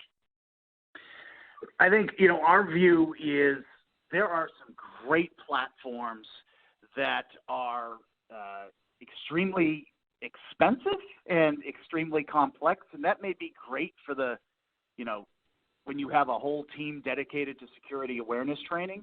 What we try to do is match the needs of, any business to be able to do something very easily. You should be able to set up a campaign and let it run for you for a year in about 10 minutes in your organization, and do it at a price point that you can afford to be able to train everyone. So we try to find the middle ground of making it really ridiculously easy. That's something that you can do, because in a lot of cases, if every user is another X number of dollars, it starts to become really prohibitive. Well, and that's a good point, and we talk about that all the time. The absolute worst thing you can do in any kind of security planning is nothing. So being able to take some action is really, really important. And in this case, it sounds like you guys are finding a great balance of providing the quality without making it prohibitive cost-wise. Oh, did we lose you there? Nope, I'm here. Oh, okay. Sorry, I heard a noise on my, I heard a noise on my phone line, and we've had some weird little gremlins today. So I was like, oh no, Mike, come back. Well, on that note, Mike, we are getting close to the end of time, so I am actually going to let you go. Great. But that said, before I have you sign off, I am wondering if you could let the audience know out there. So for anyone that has just gotten all in and bought in on Kaseya, and I'm sure you've got a lot of converted fans out there right now, what would you want them to do as their first step to getting started here? Probably the first step is to look at your organization and take a look at what is the low-hanging fruit that I can do. Dark web monitoring doesn't involve doing much of anything. Pretty simple to do. End-user security awareness training, well, now I got to get involved with people. Maybe just start with the phishing, email. So I usually look at it as what's a risk, and all 3 of 4 of those things I showed are pretty big risks. What are things I can do relatively quickly? People usually start with dark web and then go up, start working up the chain. Kind of the way I presented it. I'd also say as a word, even though it has nothing, I don't necessarily, have to do this. A lot of these things can be greatly assisted with MFA. So if you haven't deployed MFA on everything, do it. It's not necessarily have a horse in that race, but doesn't solve all the world's problems, but it can make a lot of things better. A good start. I like that. All right. Well, Mike, thank you so much for joining us. It's been an absolute pleasure chatting with you today. All right. Bye, everyone. All right, and for everyone out there who asked a great question, and there were lots, I do want to assure you that we are going to get them to the Kaseya team, so you will get some answers back. I know we're coming up towards the end here, so it's a little short to get answers back on live chat, but we'll make sure you get some email responses back. I also want to thank all of you who filled out that poll, and I will remind you again to check out the Handouts tab, and you can find the Kaseya product brief, Kaseya Security Suite for Businesses. This is a fantastic follow-up to everything we just heard from Mike. It's going to dig into how you can make your cybersecurity effective, efficient, and best of all, easy. I love all those things, so download that resource and go check it out. While you're doing that, we have one last prize giveaway. This is our last one of the day, so we're going to do a $300 Amazon gift card and a shiny new Apple iPhone 14 Plus. I'll remind you again that you do need to be here live and present at the Megacast. Oh, Kiki, good point. Kiki said, I thanked everyone for great questions. She said, what about all the great comments? Yes, absolutely, Kiki. Great comments coming in today and a raging debate about pie versus pizza, and then also fishing versus fishing and fish and chips. So that was great. Enjoyed all of that. I'm very hungry now. Thank you all for that. And now we will give away a prize. All right, so lucky winner of a $300 Amazon gift card here with us today is Mo Barghouti of Nebraska. Mo Barghouti of Nebraska, you have won a $300 Amazon gift card. And our very last winner of an Apple iPhone 14 Plus is Mark Vandenbosch of California. Mark Vandenbosch of California, congratulations on your shiny new phone. Now, I always say that I will follow up and read the entire list here. Ross wants a shout out for the dumb comments.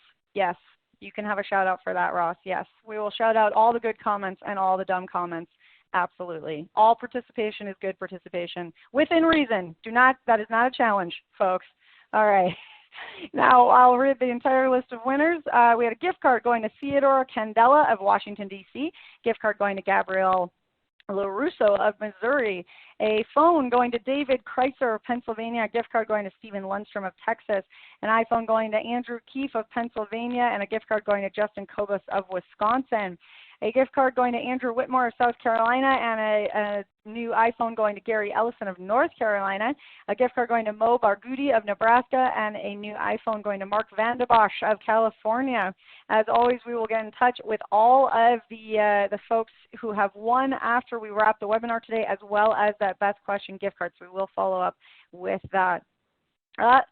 Kathy is chiming in. She Googled it, always the way to go. Pizza in Italy is not considered a pie, although in the U.S., some, not her, not Kathy, consider it a pie. Kathy, thank you for bringing that expert opinion to us. We are all about expertise here at the Megacast, so that is excellent. Daniela says, fantastico Megacast, very productive. Hopefully we didn't make you too hungry today. And I've had a lot of fun with all of you today as well. Now, speaking of which, if you're enjoying yourself and you'd like to come back and actually present at a Megacast, a summit, an EcoCast, or a webinar, we would love to chat with you. So please do shoot us an email. That's connect@actualtechmedia.com, and we will make that happen. So reach out to us anytime, and our team would love to hear from you. And with that, and speaking of the team, on behalf of the Actual Tech Media crew, I want to thank all of our speakers from RelyQuest, Rubrik, Gigamon, Census, CyberArk, and Kaseya for making this Megacast possible. A very special thank you to all of you for attending, for asking some great questions, answering the polls, posting about pizza, posting dumb comments, posting smart comments, posting interesting things and boring things and funny things and all the things, and generally just being an awesome crew. I had so much fun with you all today, talking about these innovative technologies, the solutions, the strategies, figuring out all these cool ways that you guys can supercharge your organization's security portfolios and really beef up that tool chest. And that's what we're looking to do, right? We're talking about powering up. We're looking for cool new ideas. We're looking for fun ways that we can enable that growth for our organizations and for ourselves, right? That's a big part of why we're here too, is expanding our own knowledge base. There's always something new to explore, and I love that. I love that about these conversations. I hope that you are all feeling that fire today and feeling that opportunity. Besides feeling hungry, I hope you are also feeling full of information. And I hope that you will come back and join me again. That's Thursday, March 16th. That's this Thursday. We're going to be chatting on another Megacast, from the data center to the cloud, optimizing and modernizing IT infrastructure. It's going to be such a cool conversation. I also have to put in a small, if you are interested in this conversation, come join me tomorrow, because we actually have a vertical EcoCast on phishing. So in general, just go over to the Actual Tech Media webinar calendar and sign up for everything. Just sign up for everything. That's great. That makes it easy. Just join in everything, and I'll see you there. All right, well, I hope that I get to see you all again soon. And until then, I hope you have an absolutely beautiful rest of your day.